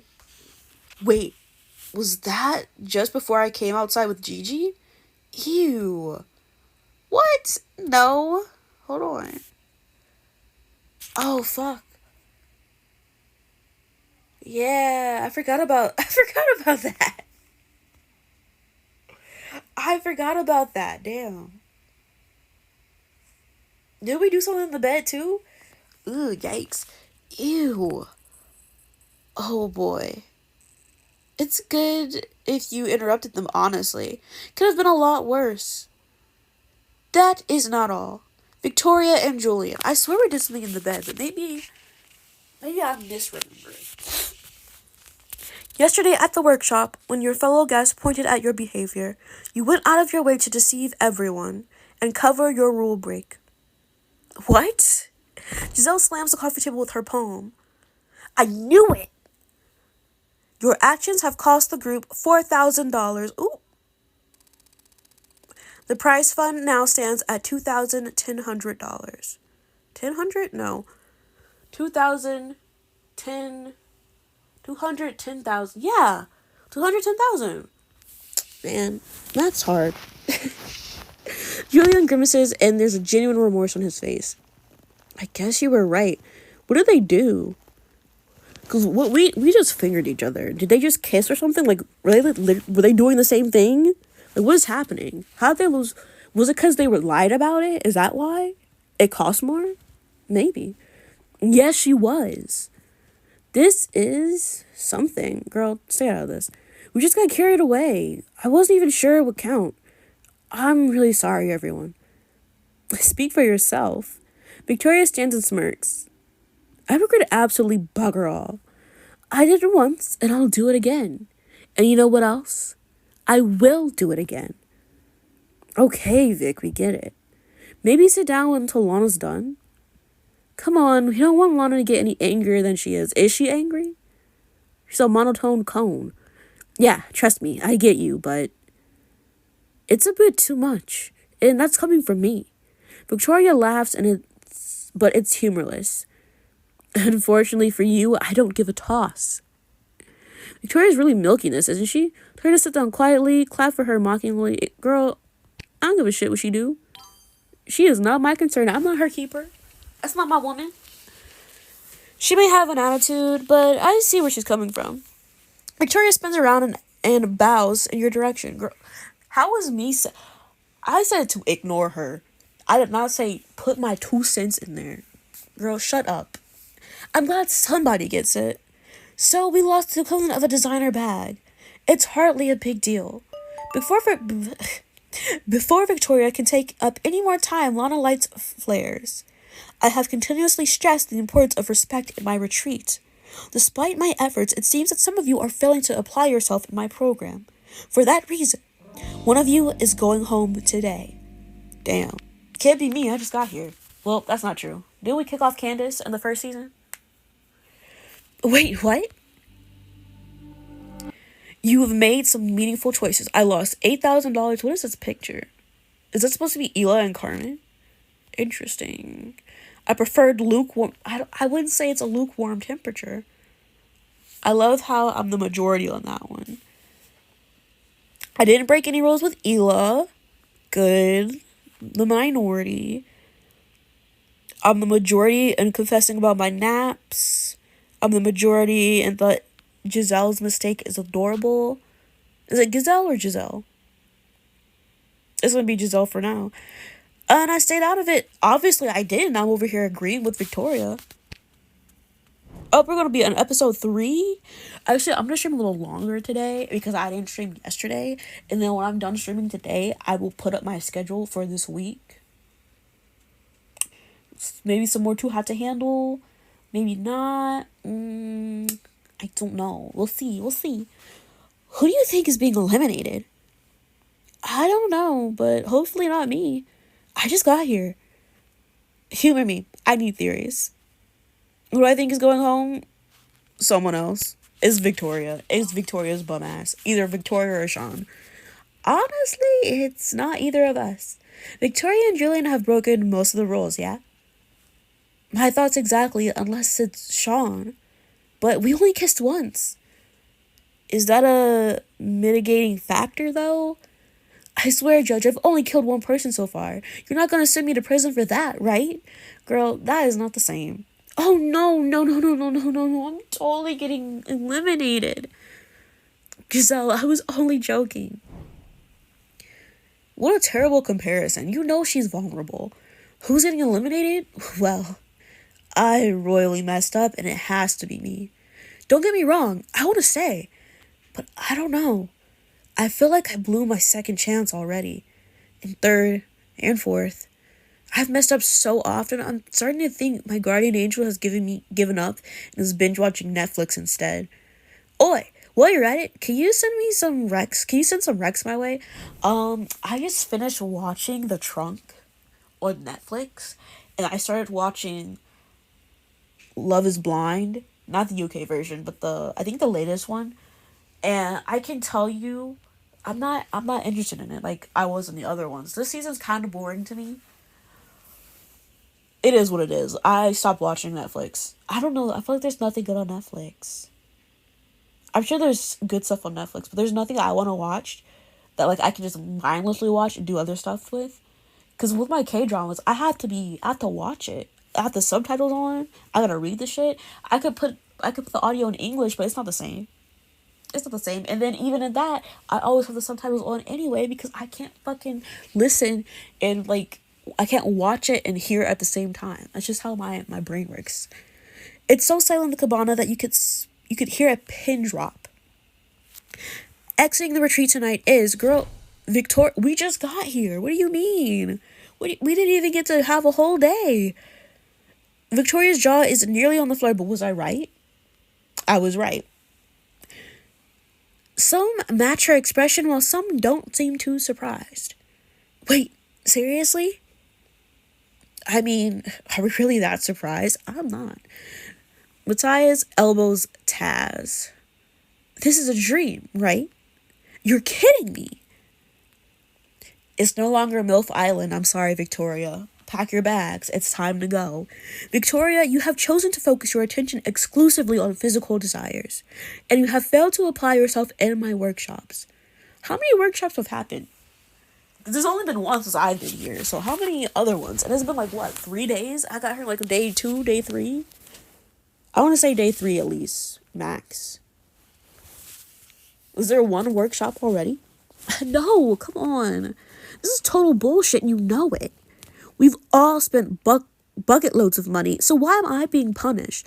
Girl, you have not all spent bucket loads of money. That's not exactly true. Lana's light flares a little brighter.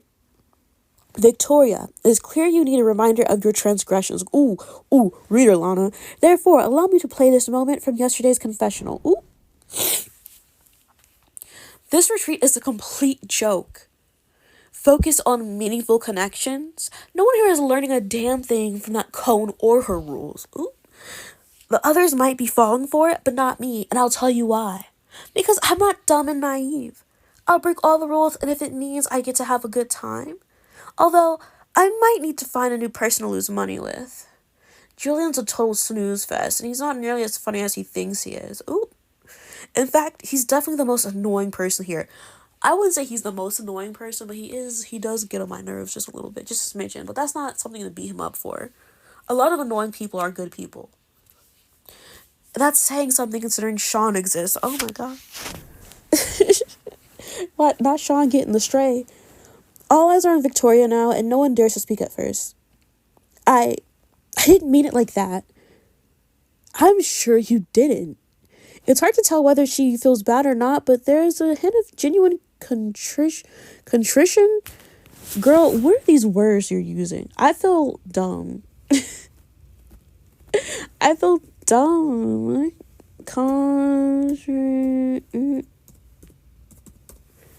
Contrition, the state of feeling remorse and Contrition. Penitent.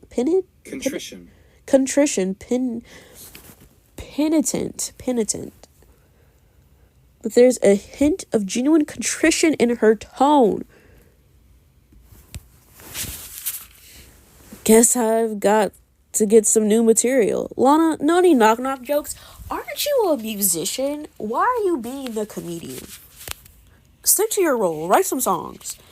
Julian forces a laugh, but it does nothing to dispel the tension.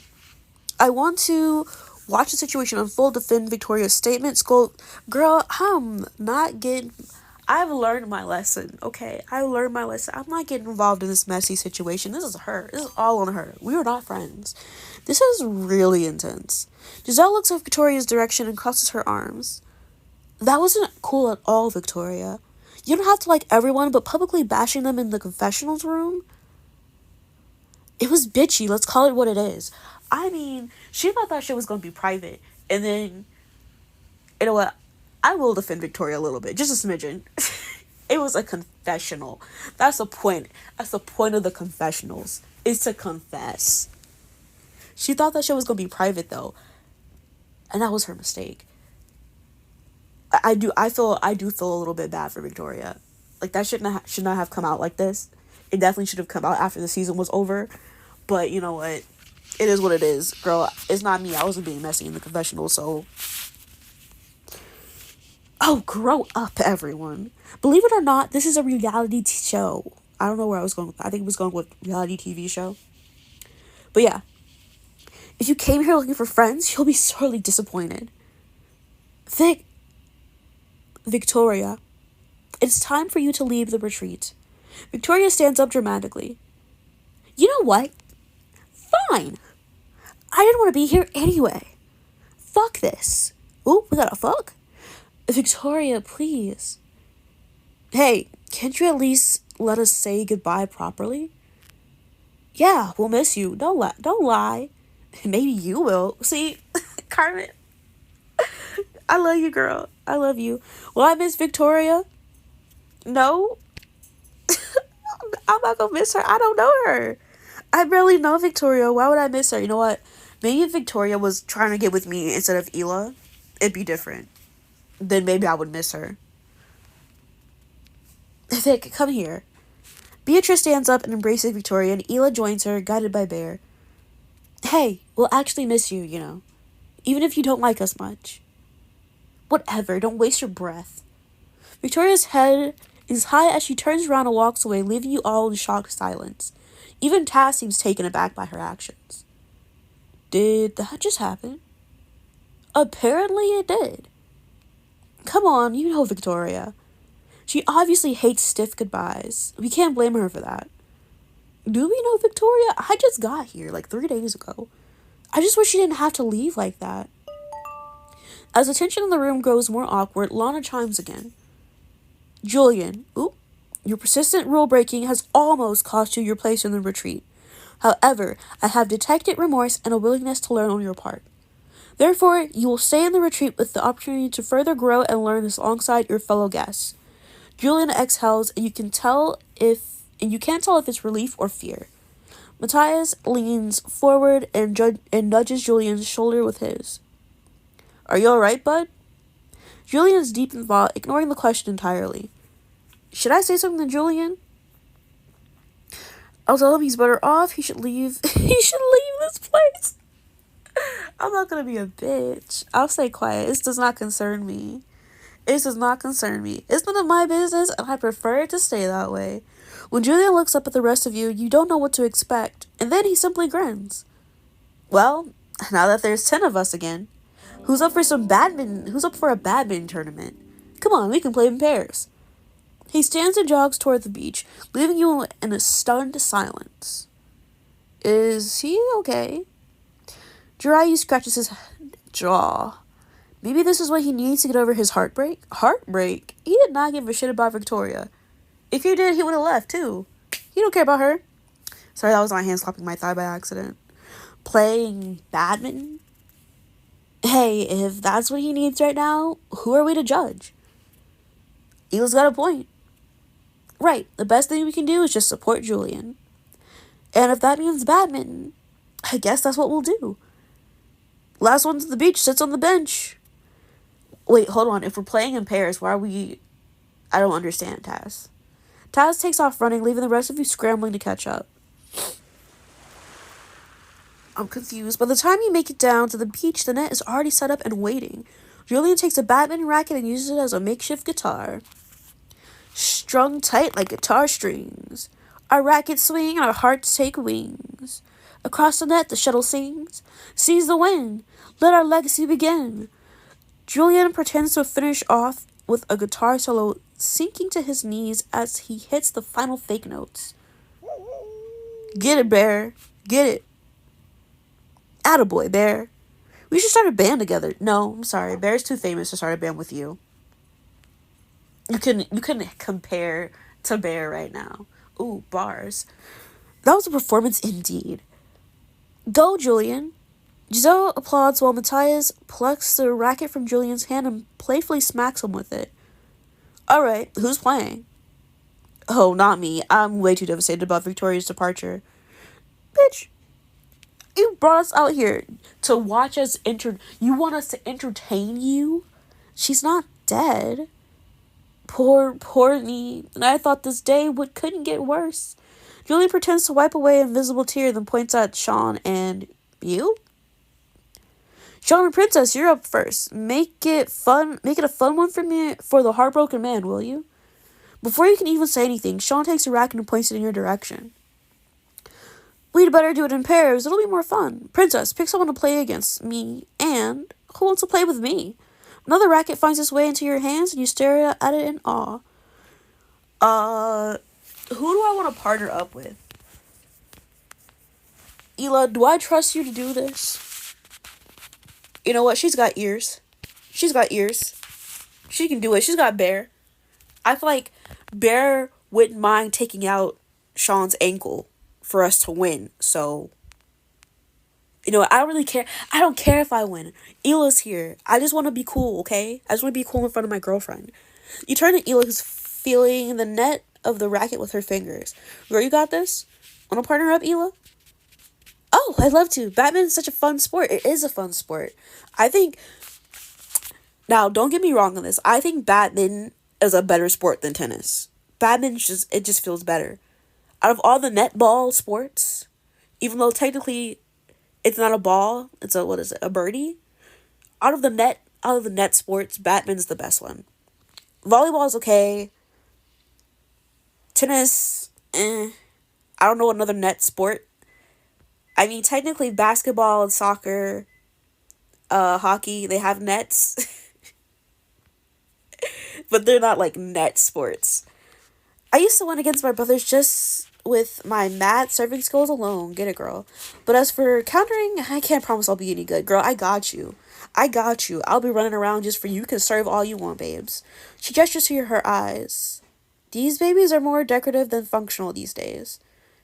And they're very pretty decorations. Honestly, a good server can win the game on their own.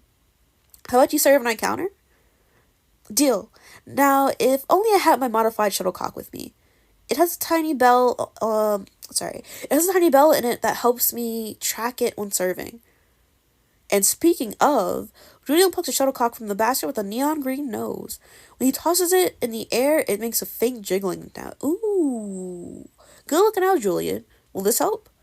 Ela takes it from his hands and beams. It definitely will. Thanks. Let's do this. Bear, where's your outfit? Where's your outfit? You're working. It's working hours, Bear. Don't worry, Bear. Princess will help me. Girl, I got you. Won't you, Princess? Of course, babes. Bear sits down, suspiciously eyeing the shuttlecock. You and Ela take your positions, facing off against Sean and Taz. Taz flips his racket and catches it by the handle as if it's a pan. Show off? This will be a piece of cake. Girl, I'm gonna hit you in the face. I'm gonna foul. We'll see about that. First serve is up to you. Who should serve first? Ela. Ela, get it. I believe in you. Why don't you do the honors, Ela? She beams. Gladly. Let's show them what we're about. Ela throws a shuttlecock into the air and swipes at it with her racket. It soars over the net, whistling as it sails right towards Taz. Mine, mine. What is he? A seagull? I got it. Sean dives forward and smacking it back over the net before Taz gets the chance. The four of you manage to keep up a good rally. You and Ela communicate at every turn. Every time the shuttlecock lands near Ela, Bear picks it up and hands it to her, determined to be part of the game. Yes! I'm glad he can be part of the game! Ela's expert serving easily gets you in the lead, and Sean's frustration grows with every lost point. Good. What are you, a badminton witch? I'll take that as a compliment. As Bear plants the shuttlecock in Ela's hand, and she grins and flips the shuttlecock between her fingers. It's called a shuttlecock, and I'm over here calling it a birdie. What am I thinking about? Sean, however, sees it as taunting. Come on, stop messing around and serve it. Bitch, shut up. Shut up and let her play. We haven't got all day. You glare at him. What's up, Shawnee? Mad because you're losing? Hey, we still don't stand a chance. I'm not talking to you, Taz. Stay out of this. Let's bring it home, Princess. How should I serve for our last point? Ela should serve using a spin serve trick with great focus while flirting with me. Ela takes her position as she prepares to have her last serve. A mischievous grin appears on your face. You know, Ela, serving is all about finesse and strategy. How so? You need to know how to grasp the racket, for starters. Not too hard, but firm enough to feel the full length of the handle inside your palm. Now, the shuttlecock you have to be gentle with. It's sensitive and delicate. You lower your voice a little, making sure it's just for Ela. And I usually find that gently rubbing its top brings me good luck. Ela audibly swallows before hitting the shuttlecock hard, sending it over the net for the final point. Damn it! Not even that could break your concentration. Ela shrugs, grinning and blushing at the same time. Ela works best when she's flustered, okay? I told you my serving skills are good. We should have won. He scowls and in frustration hits the shuttlecock as hard as he can. It comes hurtling at you, hitting you directly in the forehead. What the fuck, bro? What the fuck? Everyone gasps as you stumble backward and land on the soft sand. I'm about to pretend I'm concussed. Send me to the hospital. Is there a doctor? Giselle, who feigned an ankle injury early on, now rushes over to school with Sean. Not her getting out of playing badminton with Sean by feigning an ankle injury. I love her. Princess! Ela comes to your side and brushes a gentle hand over your temple. Her fingers are delicate and caring, and despite the situation, you can't help but smile a little. Are you okay? Did Sean do this? Yeah, girl. No, not on purpose, girl. Why you tell her that? We don't know if it was on purpose. That doesn't make me feel better. When Ela wraps her arm around your waist to help you stand, you let her. You feel perfectly fine, but even Bear runs over to brush his wet nose against your leg. Not my leg. I'm good, Bear. Well, we don't know that. I probably should go to the doctor to at least check if I'm concussed. I might not be, but you can never be too careful. I seriously didn't mean to, Princess. Come on, let's go put some ice on it before it starts swelling. The icy tone that Ela reserves for Sean could freeze hell over. And while we're gone, try not to maim anyone else. I said anybody else, but I was saying anyone. It's anyone now, okay? It's anyone. That's a word. New word alert. Ela instructs you to sit down on one of the plush chairs in the dressing room. She fusses over you, tutting over the injury. When Ela presses a bag of ice to your forehead, you hiss. Does it hurt? Not much, girl. Why are you lying? You should play this up. I can't say I've ever taken a shuttlecock to the face before. I thought he threw his racket at me. Maybe it's the universe flipping you the bird, or in this case, the birdie. See, I was right. I knew. Not him yipping. What you yipping for? Looks like Bear agrees. Is the yip an agreement? Okay. I'm learning Bear now. Of course, he's also been trained to appreciate my bad puns. Ela pulls the ice pack away and gently feels your forehead. Thankfully, it didn't seem bad. There's not even a bump, really. Thank you, Dr. Ela. You seem pretty well versed in injuries. Ela waves the compliment away. My family made us all take a first aid course due to the family carpentry business. The lesson stuck with me, I guess. Well, that's a really good skill to have. Ela smiles. Why is that? Are you accident prone? Yes. Not exactly, no. I'm definitely accident prone. But one thing that constantly happens to me is I don't have Legos to step on anymore. Getting a paper cut, hitting the elbow nerve. Oh, I've been hitting my funny bone a lot lately. I haven't gotten a paper cut recently, but I did cut my finger on a measuring tape. But the elbow thing, I've always hit my funny bone. I've been hitting my funny bone since the beginning of time. Not fifth grade. I was 5. I was in kindergarten. It was snack time. We had ice cream. I hit my funny bone. I laughed. I passed out. Woke up. Snack time was over. My teacher was like, throw your snack away. And I'm like, I didn't get to finish it. I passed out. No one cared that I passed out, by the way. She was like, throw your snack away. I was so upset. It was the one day we finally got fucking ice cream, and it would be the day that I fucking pass out. Seriously, why does that happen so often? Ela shudders. I've read that it can actually happen when you're just leaning on your elbow for too long. When you bend your elbow, the nerve literally stretches all across the bone and bones in the joint, meaning it's impossible to avoid sometimes. I can try to never bend my elbow again. Ela laughs and you join her. Good luck. When it comes to getting actually hurt, it only happened once for me. Girl, I have accidents all the time. Oh, not my bone cracking. Not my elbow bone cracking at that. I keep, like, bumping into my dresser. And it keeps, like, stabbing me. And I got, like, scars on my, like, outer thighs now because of it. Because I have no spatial awareness. I try to avoid it, and I think I'm avoiding it, but I'm not. It gets me every fucking time. It illustrates a scar on her forearm. Girl, where is it? Which arm? It's an old carpentry injury. In fact, it's the first one. Hopefully the last one, too. When was this? Why did I say it like that? Oh, about 10 years ago. In a nutshell, I got distracted and the tool slipped. Haven't had a single accident since. That proves just how good you are at what you do. You reach out to gently touch the scar. Speaking of wounds, will I survive? Ela pretends to consider it. Survive what? Oh, but my injury. You should, but there's only one way to ensure it heals properly. Is she gonna kiss it? She's gonna kiss it, make it better? Ela moves closer, and like a magnet, you're pulled toward her instantly. Ela's lips are inches from yours, her warm breath sending tingles down your spine already. I prescribe a kiss to make it better. The offer settles over you like a warm blanket, and the promise of Ela's lips on yours has you inching closer.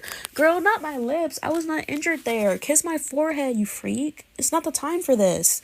Wishing to taste her, to feel her. Ela wants to kiss it better. Girl, kiss it better, my forehead, not my lips. I didn't get hurt there. Ela, you're annoying. You tip your head down. Alright then, Dr. Ela. Administer your treatment. Oh, okay. I like this option. It's wholesome and it's cute. Ela giggles and kisses the middle of your forehead. She lingers there for a moment, allowing you to take in the sweet smell of her light fragrance. Focus on her lips pressed against your bare skin. You don't even hear the footsteps that approach.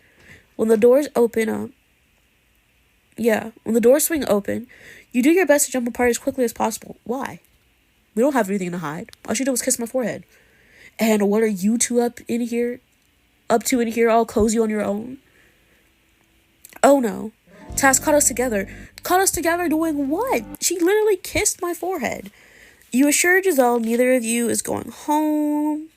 Yeah, a lot of people, majority. You felt like Victoria's elimination was a good riddance. I didn't say that. I did not say that. I just said I would not miss her. I did not say good riddance. You didn't share your thoughts with Julian. Why would I share my thoughts with him? He doesn't need my thoughts. I pulled back from Ela. Ooh, minority. Okay, episode 8? Well, I think we're still in episode 2. No. Or episode 3. Chapter 8. Taz, what are you doing here? You and Ela exchange a look. I wanted to check on you, Princess. For why? But I see that you're definitely in good hands. He smirks at the pair of you. Taz came to check up on me. I'll leave the concern away, reassured Taz. Ask Taz to kiss it better. Girl, I don't want this man's lips on mine anymore. Reassured, girl, I'm fine. I'm good. I pull away from Ela and approach Taz. Taz seems a little tense at first, but visibly relaxes under your gaze. I'm fine, Taz. Really. It didn't even bleed. I probably left more of a dent on the shuttlecock than it did on me. Taz laughs and Ela seems unamused at the sight of you two. Oh, girl, I'm not trying to flirt. Please take it easy, Princess. It could be more serious than you think. It could be. That's why I said I should probably go see a doctor. I promise I'm fine, Ela. Like I said before, nothing hurts at all. Ela frowns, but Taz simply hums. You know what would help? A trip to the sauna, girl. I don't want to be in a sauna with you. Not alone. Nothing like sweating the toxins out to really make you feel better. Ela immediately shakes her head. I don't think that's a good idea. I don't think that's a good idea either. Princess should get some fresh air, not be in a stuffy, scorching room. Honestly, if I'm concussed, a sauna is not the place I should be, because then it's going to be like, usually when you're in warm places, it makes it easier for you to fall asleep. And if you fall asleep and you're concussed, you're as good as dead. So that's not something I'm trying to do. So thank you for trying to kill me, Taz. I appreciate it. Thank you for the assistance, but I'm good. Watching Taz and Ela debate is like watching a badminton match. It soon becomes clear that you're going to be the tiebreaker. I'm not actually hurt, so sometime in the sauna sounds great. But who do I want to go with? I'll go to the sauna with... I don't want to go to the sauna, but I know Ela's got my best interest in heart. I know she's not going to try to kill me in there. I mean, I don't really know that. Maybe Bear's an accomplice in her murders. We don't know. Taz is right. I think some time in the sauna sounds perfect, actually. Can you join me, Ela? I'm okay, and I think it'll be fun. Ela grins much to Taz's subtle dismay. Fine, but you two keep your hands to yourselves in there. Some people will still care about the prize money. And Princess, watch your head. That sounds like a threat. I'm like a threat, buddy. Watch your head. Right, well, bye. You leave with Ela excited for some real alone time. It really is wood in here, huh? I was gonna say you're literally in a real oven, but no. As soon as you step into the sauna, the dry heat makes you sigh. Ew. Well, no. Dry heat is good. It's the moist heat that you don't like. You pour a pitcher of water into the heated rock, sitting steam into the air, and now it's not dry anymore. Oh, girl, where you get this towel from? Burgundy? It's got a pattern too? Okay, girl, go off. Oh, this is gorgeous. It's like a paradise within paradise. Ela takes a spot next to you and smiles sweetly. I could not be in a sauna.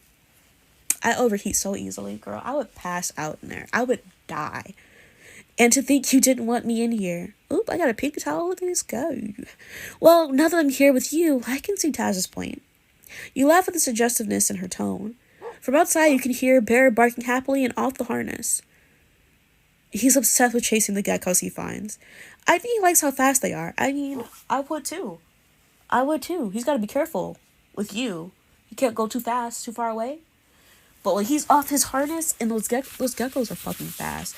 I don't know if you've ever been to like the south of America or like below the equator. I don't know if they have them in like the other half of the equator, like Australia and like some parts of Africa, but I know they have it in like South America, Central America, and Southern North America. Them geckos is fast as fuck. I love them though. They're so cute. I want a gecko. I don't want a gecko. I couldn't handle a gecko. Me and that gecko would be fighting. Why?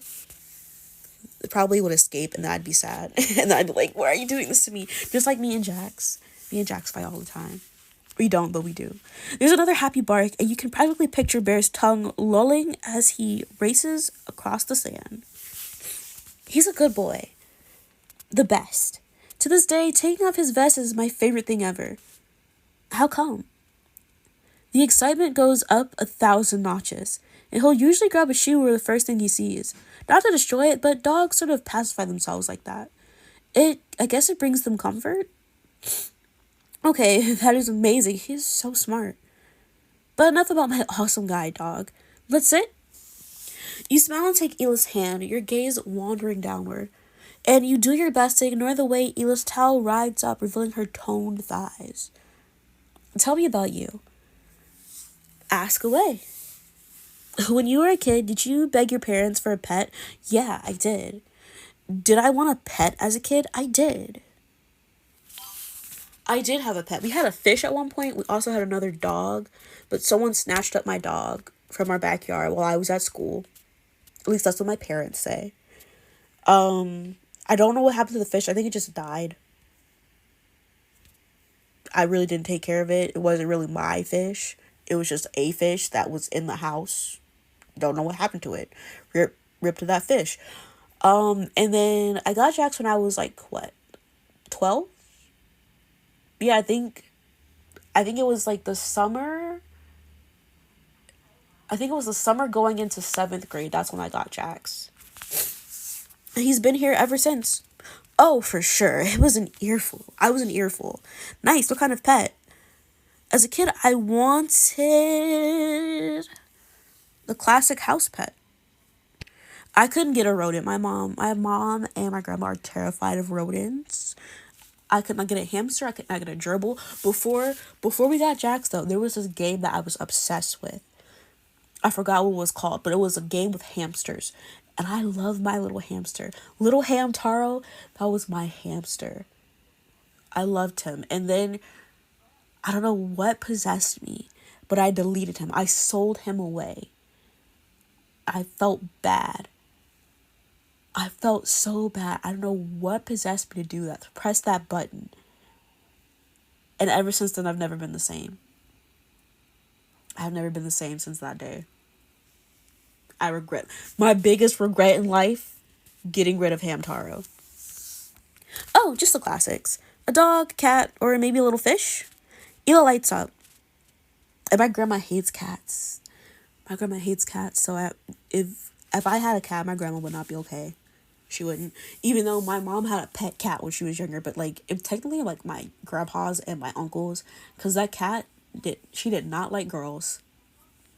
I feel like she'd have liked me. I'm just different, you know. I'm built different. That's not true. Gil had a cat. She passed away. Like the month after me and Gil started dating, she passed away. So I didn't really get a lot of time with her. She was old and she was really mean though. I mean, but like as she aged, she got nicer apparently. I was always scared of her. I don't know what it is. I don't know what it is about other people's pets, but I'm always afraid they're gonna pee on me. Like TMI, but that's why I have a fear of other people's pets because I don't want them to pee on me. But I love looking at them and petting them. But I like some animals will mark you, and that's not what I want in my life. Okay, back to the game. Honestly, what more do you need? A home filled with all kinds of domestic animals sounds amazing. I'd be in heaven. I'm already in heaven right now, here, honestly. It's not every day I have a naked. What? It's not every day I have you naked right next to me wearing nothing but a towel. Ela leans back, draping her arms on the warm wood. Your attention is drawn to the way her towel covers the curves of her body. The fabric looks soft and pillowy, but you're more interested in what's underneath. Her cheeks are pink with the sauna's heat. You can picture the way the flesh would spread down her body. Ela seems to be thinking the same thing as she starts to play with the hem of your towel, her fingertips brushing your bare skin ever so softly. You know, I can think of another great way to spoil you today. Why am I being spoiled in the first place? I don't understand. What did I do? She slips her whole hand under your towel and gently squeezes your thigh. Why are you telling me about what is that? Super Holfers. These are not American like letters. That is not American English letters. What is that? Obviously it's German. I don't know how to pronounce that though. I just wanted to know why it was there. It was because Frosty told us. Okay. I'd be lying if I said I never wondered how you taste. Ooh. You audibly gulp at her words as Ela smiles, happy with the effect she's taken on you. Girl, in the sauna? Where all the bacteria is festering? Because of the heat? Ela wants to taste me. Not today. Not in the sauna. Not in the sauna. No thanks. No thanks. I just don't think it's a great idea. You're right. Of course it's not. Girl, maybe another time. Just not in the sauna. We don't know who's cleaning the sauna, how often it gets cleaned. Also, the heat and the bacteria. Girl, not in the sauna. I guess the same clouded my judgment a little bit. We look at the cone in the corner of the room. Someone should tell Lana this isn't a nude sauna. She's burying it all right now. Shut up. Ela tips her head back and laughs. It's not a nude sauna, and yet here you both are, nude, under the towels. If you think about it, Lana might be the most sexual one here. She's literally a cone. She's a voyeur, after all. I mean that too. That's such a good point. As if she's been listening, Lana's light flares, bathing the room in pink. Why didn't they change the room color? They should have done that. Good afternoon. Please gather everyone in the cabana. Again? That's the second time today. This can't be good. And it's not my fault. I didn't do shit today. I've been good. You can't blame me. At the cabana, everyone seems worried and jittery. Giselle bites her thumb. Oop, okay, girl, I see you in this swimsuit. Looking good, girl. Looking good. I don't have a good feeling about this. That makes two of us. Before anyone else can voice their opinion, Lana lights up. Good evening, everyone. As of several hours ago, you all seem to have taken my retreat more seriously than before. No rule breaks? This must be good news. All right. Is this possible? Am I dreaming? Sean, pinch me. Ow! Julian, what are you doing? Hey, you told me to pinch you. No, she told Sean. Oh, hands off my girlfriend, you ass. Girlfriend already? Despite being presented with temptation, I can commend you all on your good behavior. As a reward, a party will take place once the sun goes down. Is that why I saw a bunch of denim clothes in the dressing room earlier? No. It's a denim party? Suddenly the mood shifts from somber to elated. Why are you guys happy about that? Carmen whoops loudly and Ela claps her hands excitedly. Girl, you were not wearing that bathing suit before. What happened? You used to wear Canadian tuxedos? No. What's that? Yeah, aren't tuxedos just tuxedos? Maybe they're French tuxedos now. Ela looks horrified that she has to explain it. It's when you wear denim pants and a denim shirt. I've never heard of that. Not everyone can pull it off. I mean, I used to wear denim on denim when I was younger. Not anymore. I don't own that much denim. Should I get denim? Should I wear denim on denim? It'd be probably two different shades of denim though. I had a denim jacket. Don't know where the fuck that went, but I do miss it. It was white. It was fly as fuck. Not everyone, yeah, but Ryan Reynolds could. Why are you mentioning Ryan Reynolds? Fuck him. Beatrice frowns. Oh, okay, girl. When did Ryan Reynolds wear all denim? Why are you upset about that? Oh, I don't think he did. I just said he'd be able to pull it off. Blake Lively's one lucky girl. Why are we mentioning them? Giselle and Julian look at each other with excitement sparkling in their eyes. Are you thinking what I'm thinking? Coordinated outfits? Yes! Giselle squeals happily as Julian helps her to her feet. Girl, why are you matching with someone as not your partner? Like, Sean, I would be a little suspicious here. I would be spying. Am I Ryan or Blake in this case? Come on, Julian. You wish you had the star power to be Ryan. He does. Julian, but didn't that say that Blake doesn't have the star power? And they're kind of a power couple. I mean, I don't fuck with them, but like, you know. Julian's jaw drops as he watches Giselle walk away. Hey now, take that back. He runs after her, yelling about something about wearing a snake around his neck. He wants to be Britney Spears so bad. He'll never be Britney Spears. For the last time, Ryan Reynolds has never worn a Canadian tuxedo. That you know of. You don't know what he's been wearing in the past, before you got famous. Well, maybe he wears one at home. Everyone seems amused by their antics. I feel like he would wear one. I feel like I've seen him wear denim on denim. I feel like he's had a denim jacket on with denim pants. Jeans? Jeans? Or am I thinking, do I have his face on Justin Timberlake's body? Maybe that's it. Maybe that's what I'm thinking of. Well, everyone except for Sean, who's trying really hard not to look jealous and angry. Sean, buddy, you okay? There's a pretty dark cloud over your head. You know what, I'm gonna comfort Sean. I'm gonna comfort him. I'm gonna be nice. Ooh, I shouldn't have done that much. I don't be that close to him. Hey, they're best friends, Sean. Do you see how childish they're acting? Only friends do that. That's not true. You're still Gigi's man, I promise. Couldn't have put it better myself. Sean cracks a small smile. Come on, Sean. Let's get you dressed for this party. Why do they have to have that long, drawn-out scene? True to Lana's words, there are entire clothing racks dedicated to denim. Oh, you look so handsome. Yes, you do. Yes, you do. Eli revels bear's fur and his tail wags happily. Please tell me he's got a denim jacket on. How dare they? How dare they tease me with that little sentence there and not put a denim jacket on this little baby? Who's a good boy? You are. Yes, you are. Bear patrols the dressing room, panting happily at everyone. Put this man in a denim jacket. At least give him a denim handkerchief. Princess, let me show you where the good stuff is. Giselle grabs you by the hand and leads you to a rack filled with flashy outfits. I set some of these aside for you. I thought you'd look really great in any of these. Giselle, nice fashion. I appreciate your help. Girl, thanks. I appreciate the help. Oh, we're friends. Thanks for looking out, Gigi. I appreciate it when people think of me. It's really my pleasure, Princess. I do consider you a friend. Growing up, I would always help my younger sisters get ready for school. Girl, how old are you? Aren't we like the same age? Getting them dressed was my favorite thing. They loved it too. Okay, that's just adorable. I know. It's one of my favorite memories. They're teenagers now, and I'm lucky if I get to see them once a week. You squeeze Giselle's shoulder affectionately. That's just how teens are, Gigi. It's obvious they love you very, very much. Thanks, Princess. You have a point, though. They still talk with me more often than they do with our parents. And they all live together. You both laugh. Like I said, typical teens. Okay, thanks for the chat. I'll let you get dressed now. Giselle walks away, leaving you with a rack full of fabulous outfits.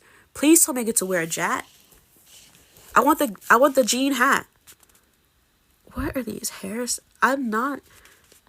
These are not me. They're not me. Where are the outfits? Okay. What are we feeling? What are you feeling, guys? You feeling this? We feeling this? Or are we feeling this one? Like, It's not giving joutfit, but I want a hat. I feel like I would kill with like a sun hat, like a jean sun hat. That shit is probably heavy as fuck, but still, a jat will look great with this. And a jert, a purse. Hold on, a jers. There we go.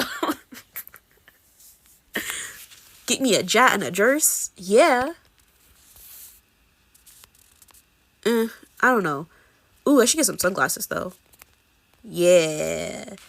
Yeah. Do I want a piercing for this? No. You're not cute. Let's go. Let's go. Got the jout fit on.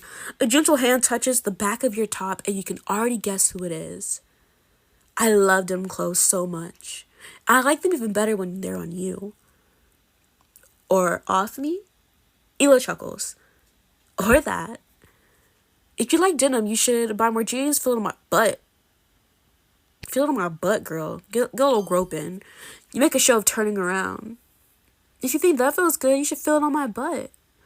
Let me just check the elasticity. Girl, I'm wearing a dress. What do you mean check the elasticity? Ela giggles as she reaches forward to cup your denim-clad butt. She squeezes gently, making you yelp with laughter. Yep. Test pass. You both laugh. It has Ela smiling, proud to be the one next to you. Okay, girl. Not the Please tell me. Please tell me those are not jean swimming trunks. Please tell me those are not the gymming trunks. The gymming trunks? Is that what that would be called? It's going to be hard to take my eyes off you when you look so good, princess. Taz, I'm confused. Am I on a Taz route? Am I on a Taz Ela route? Because I thought I was in the Jiraiya, but like, I don't know anymore. I don't know what's happening. He props your chin up. Oh, gazing into your eyes, and you can hear yourself pant before you can stop. Pant. I would not bite this man. How dare he touch me? Besides, it's not like I'd want to anyway. You're too stunning for that. He throws a smirk at Ela before he walks away. As soon as Taz is gone, Ela has to take a deep breath. Everyone begins to head out, chattering excitedly about what to expect. Oh, I could have been matching with Giselle. Is it too late to change outfits? Is it too late? I could go back. Anyone have a little jean skirt for Lana? No. She looks so cute. Leave this contraption alone. As you make your way to the door, you catch sight of yourself in the mirror. A small thread pokes out of your collar. I should cut that off. It's gonna bug me otherwise. At the back of the dressing room, there's a small sewing kit. You put it out on the ground and kneel to sift through its contents. Just as you bring the fabric scissors to your shirt, the door creaks open again. A, or is it I? I want to say A. A, don't go just yet. You peek out of the vanity, wondering who Sean is talking to. Julian is in the center of the room, adjusting his top. Something wrong? You tell me, mate. Now, why are they not wearing shirts? It's a jean party. It's a denim party. Where is the denim on your shirt? Wear a collar or something. Like, there's not enough denim happening on everybody. I understand him wearing that shirt, right? He's got his titties out. That's okay. He's wearing more denim. But like, just the pants? Like, come on, brother. Give me something. Sean stands a little straighter and crosses his arms. His glare bores into Julian, who seems confused more than anything. Girl, I'm confused too. Where's the rest of your clothes?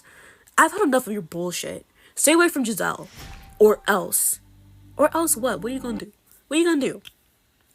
Let's see. I snuck away to the sauna with Ela.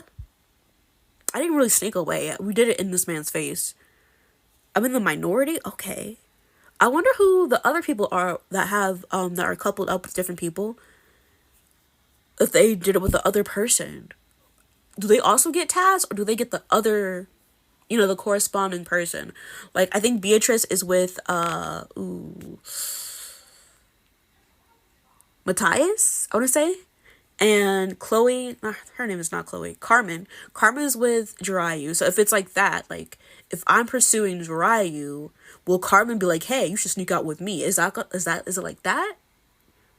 Because I was definitely spending more time with Jiraiya than I was with Taz. We did the one thing with Taz. Did the one thing. Anyway. I'm in the minority. People are just giving in to their pleasure. I'm over here being an innocent, honest person. I'm like, if the moment strikes me, then yeah, but the moments have not been striking me. I comforted Sean. Oh, I was in the majority on that. Okay. And I'm right in the middle of appreciating Giselle's help. Okay. It's a denim clad party and you're front and center of it? Can you spend the night without draining the prize fund? Let's see. Let's find out. Stay away from Giselle, Julian. Julian rears back, shocked at the venom in Sean's words. Excuse me? What is your problem, man? You are. You've been getting awfully close to her. Sean tilts his head and narrows his eyes. I know what you're doing. What am I doing? Making her laugh, bringing her drinks, asking her about her day. It's obvious, mate. I know you want to ride her. What the fuck? What the fuck? You want to ride her? What? Julian shakes his head and laughs. Oh, give me a break. I'm confused. That's what friends do. Sean steps closer, invading Julian's personal space. Then why aren't you bringing me drinks or wishing me a good night? Because we're not friends. Ooh. Sean throws his head back and laughs. You're funny, Blug. You know that?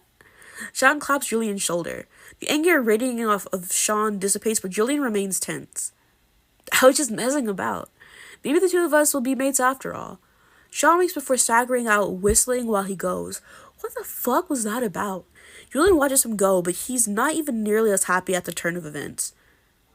That was painful to watch. I'm going to... Girl, let's talk to Julian.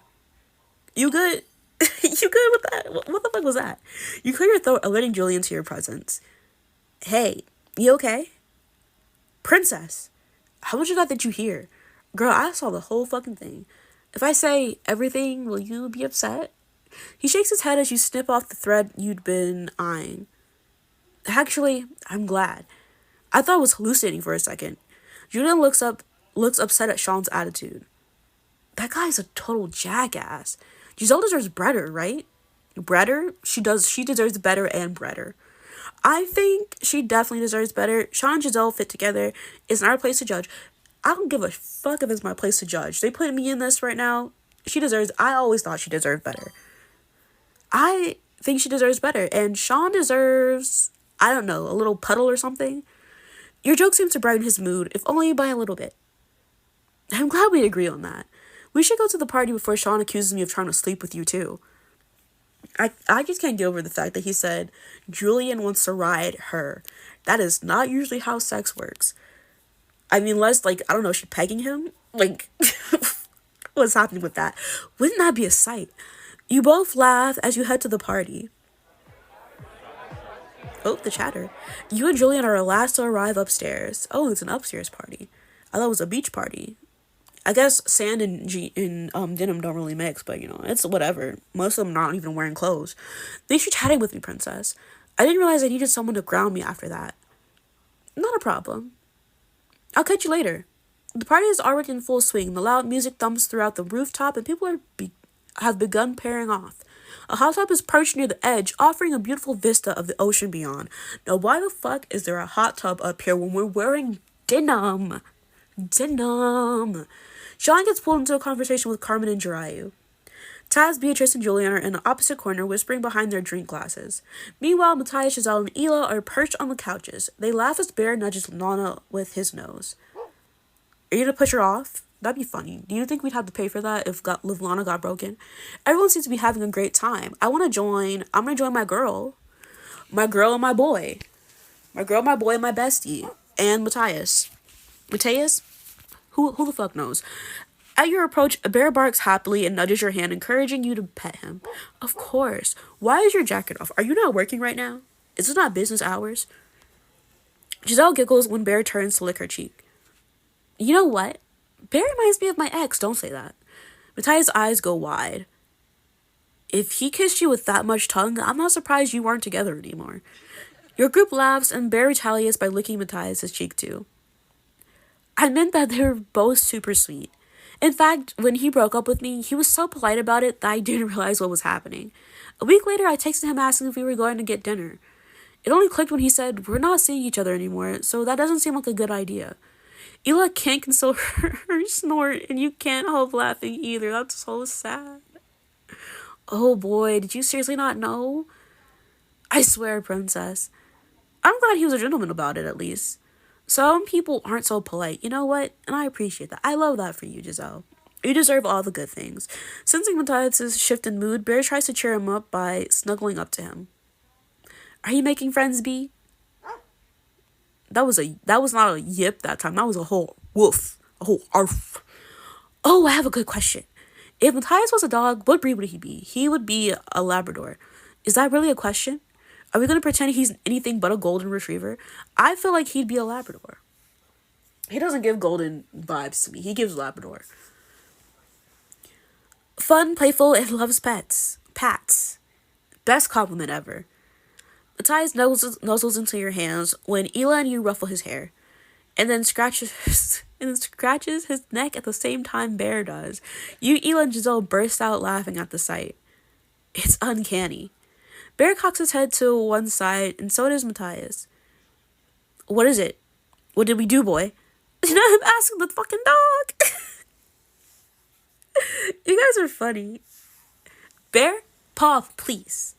Matthias offers Bear his hand, and the dog high-fives him. You're a good boy. Bear proudly struts back to Ela as if he wants to tell her about the compliment. She gives him a good scratch between the ears, only raising her head up when Giselle sighs. Bear makes me miss my own pup. You have a dog too? Yeah, she mentioned it. She didn't tell me what it was, though. I didn't ask. Yep, she's a border collie. Ooh. What's your dog's name? We named her Lassie. Okay. And she's a border collie? How curious. Why does everyone say that? I know I don't live at the borders, but I'm allowed to have a border collie, right? Ela stifles her own giggle. Girl. She's French. Maybe she doesn't know about Lassie. Speaking of, my family has a cat that hangs around our workshop, but she mostly keeps it herself. You're a carpenter, right? I think I've seen some of your posts on social media. Ela smiles sweetly. My younger brother insists on running the account for me.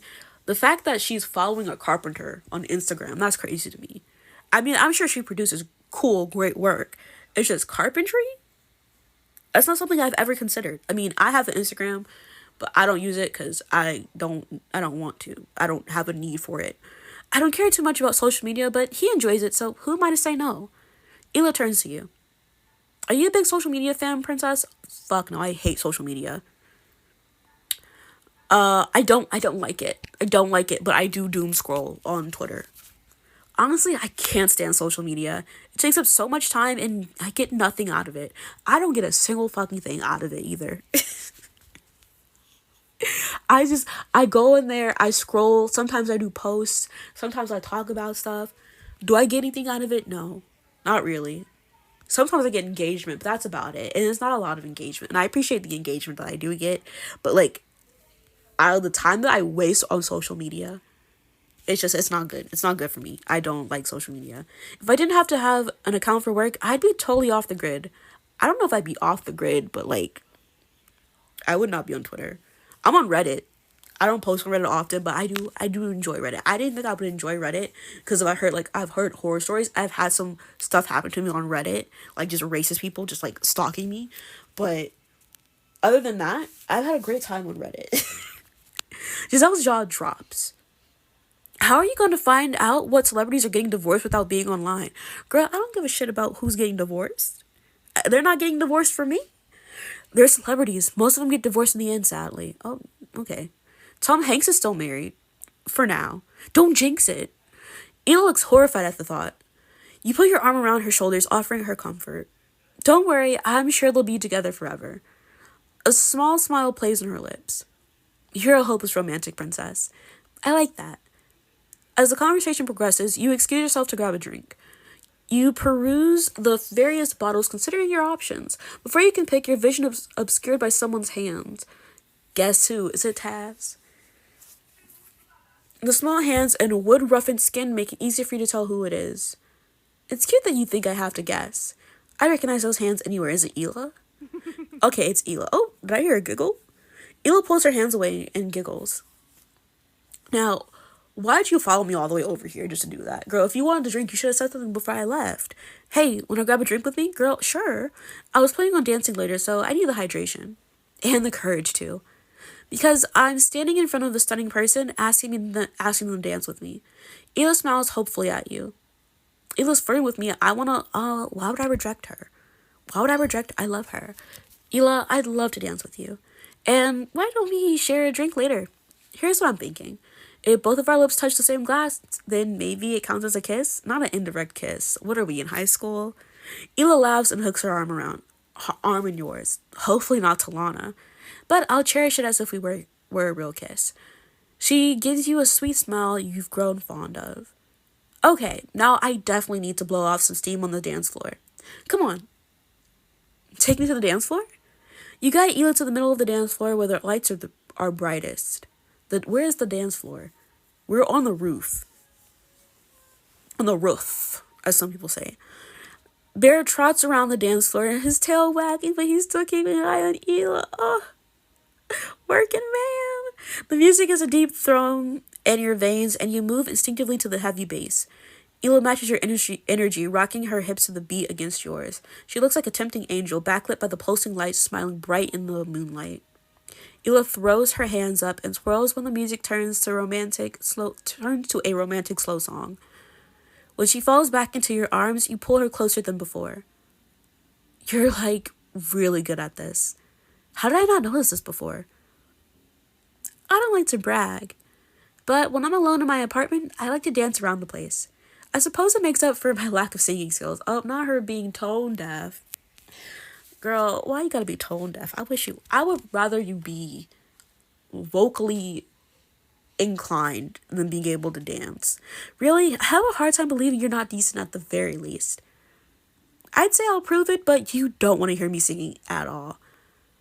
Hila says she can't sing. I can give you a few tips. I probably won't. I didn't do anything for our relationship, but girl, I'll help you. I'd be happy to give you a few singing tips. I've been singing since I was a kid. Hila gives you a slightly sour smile. Thank you, but I'm not interested in any classes. I just want to enjoy myself. Okay, we can definitely do that. Your grip around Hila's waist tightens and she buries her face in the crook of your neck. Not me putting her off. How many times have I put her off now? This is my third time. You continue slow dancing for as long as the beat allows you to. Oh my god. Sean! Giselle's delay at school draws your attention. He better not be down on one fucking knee. That's all I gotta say. He dips her so low that her head nearly brushes the ground. When she's back to her feet, Sean whispers something in her ear, making her giggle. Seems like they're getting along pretty well. Giselle looks over her shoulder to say something to Julian, who's slow dancing with a beer bottle. Hey, are you? Before she can finish her sentence, Sean tugs on her arm, drawing her away. Huh? Where are we going? Anywhere but here. As you watch as Sean drags Giselle to the bar. That was kind of expected after what happened earlier in the bedroom. Girl, what is happening? I'm gonna talk to Giselle. Girl, I don't give a fuck about what Sean's doing. Hila steps away, allowing you to bolt to the bar. Hey, Gigi! Princess? What's going on? Having fun? Sure. Sean dragged Giselle away pretty abruptly. I should say something about that. Giselle, that really wasn't okay. I think Sean likes you. What? That wasn't okay? What do you want me to say? That really wasn't okay. Why did Sean grab you so suddenly? It seemed really odd. I wanted to go to the bar, Princess. What's the big deal? The big deal is that you keep butting in. Please stop, Princess. I'm so confused. Did I miss something? Sean's voice is calm as he hands Giselle a drink. He better not be roofing her. Here you go, G. Your favorite. Thanks, Sean. I don't think this game would do that, but you never know. You always make it just right. They share a sweet look and you suddenly feel out of place. Well, I'm sure... Princess. Julian jumps in, wrapping an arm around your shoulders. Hey, Julian, I was looking for you. Yes, I need to talk to you in private. Let's go. Julian leads you back toward the dance floor.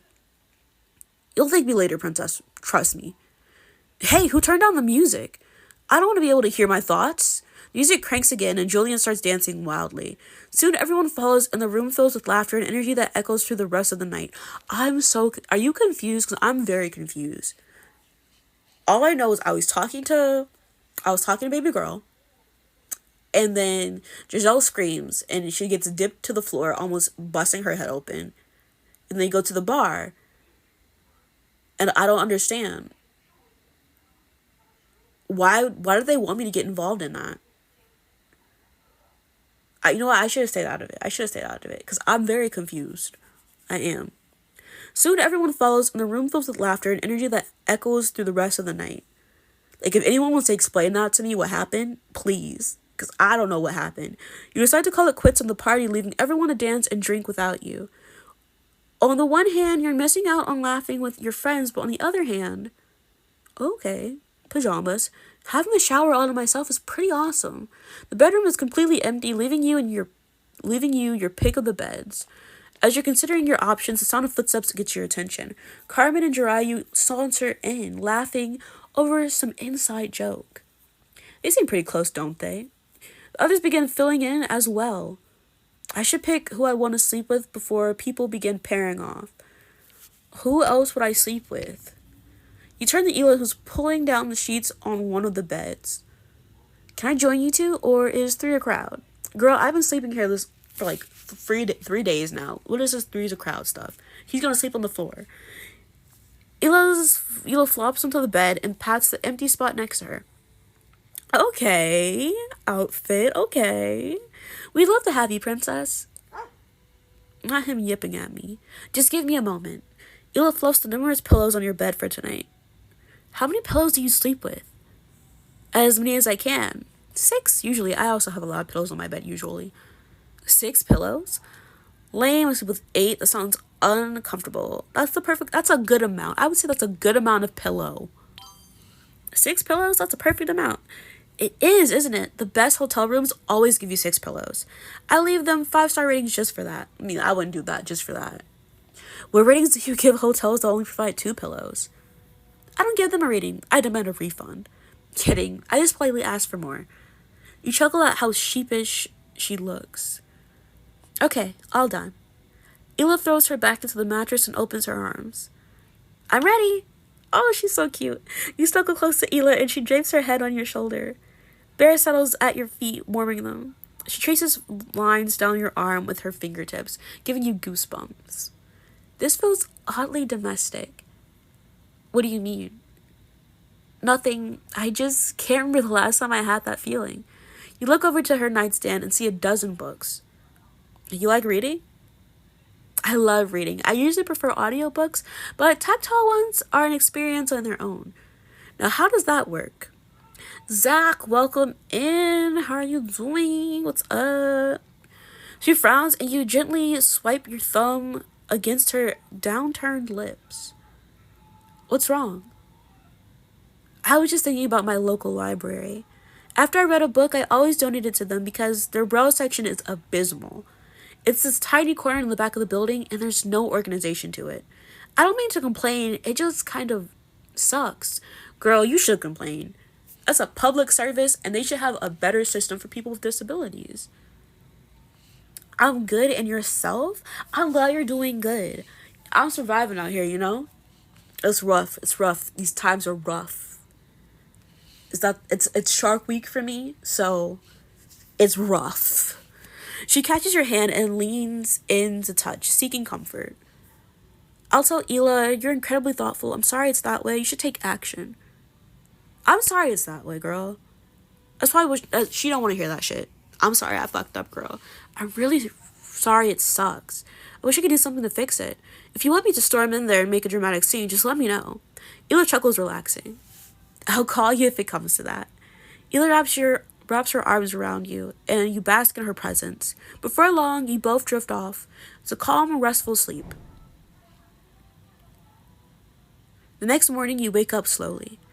The sight that greets you has you stifling a giggle. Ela and Bear are both sleeping on their backs, snoring softly. That's so cute. That's cute. Too cute. Then you hear voices on the outside. Shush, you'll wake everyone up. I think that's coming from the patio. I better see what's going on. Deciding to investigate, you sneak forward on soft feet, peeking from the shadows. Carmen and Jiraiya are whispering heatedly. What are they whispering about? I hate to say this, but we have a problem on our hands. Carmen hisses and pokes at his chest. It's not just a problem, Jira. It's a huge situation, and you know what we have to do to fix it. Girl, what they gotta do to fix it? Girl, get out of my face. Okay, so we made some choices. We're in the majority of talking to Julian. He confessed that you really didn't like social media. I was in the minority. I flirted with Ela, the majority. And I talked to Giselle. I should have just stayed my ass out of it. I should have. But that is where we're going to end it today. I will post the schedule up for for this week. Give me like an hour or two. I gotta eat dinner. I'm hungry. But yeah, give me like an hour and the schedule will be up, and then I probably won't make a post about it on Twitter, but it'll definitely be up in the Discord. But I will be streaming this week. Maybe Tuesday. Probably not Wednesday. But maybe Tuesday. And maybe Friday. Too hot to handle on Tuesday, most likely. But Friday, I don't know yet. But I'll let you guys know. But yeah, thank you guys so much for joining me for stream. Thank you for chatting. Thank you for lurking. Thank you for showing up. I appreciate it. Hope you have a nice rest of your day, week, month, year, and life. Why am I saying it like this? I don't know. But I do hope to see you in the next stream. Bye. You know me, I gotta do this the hard way.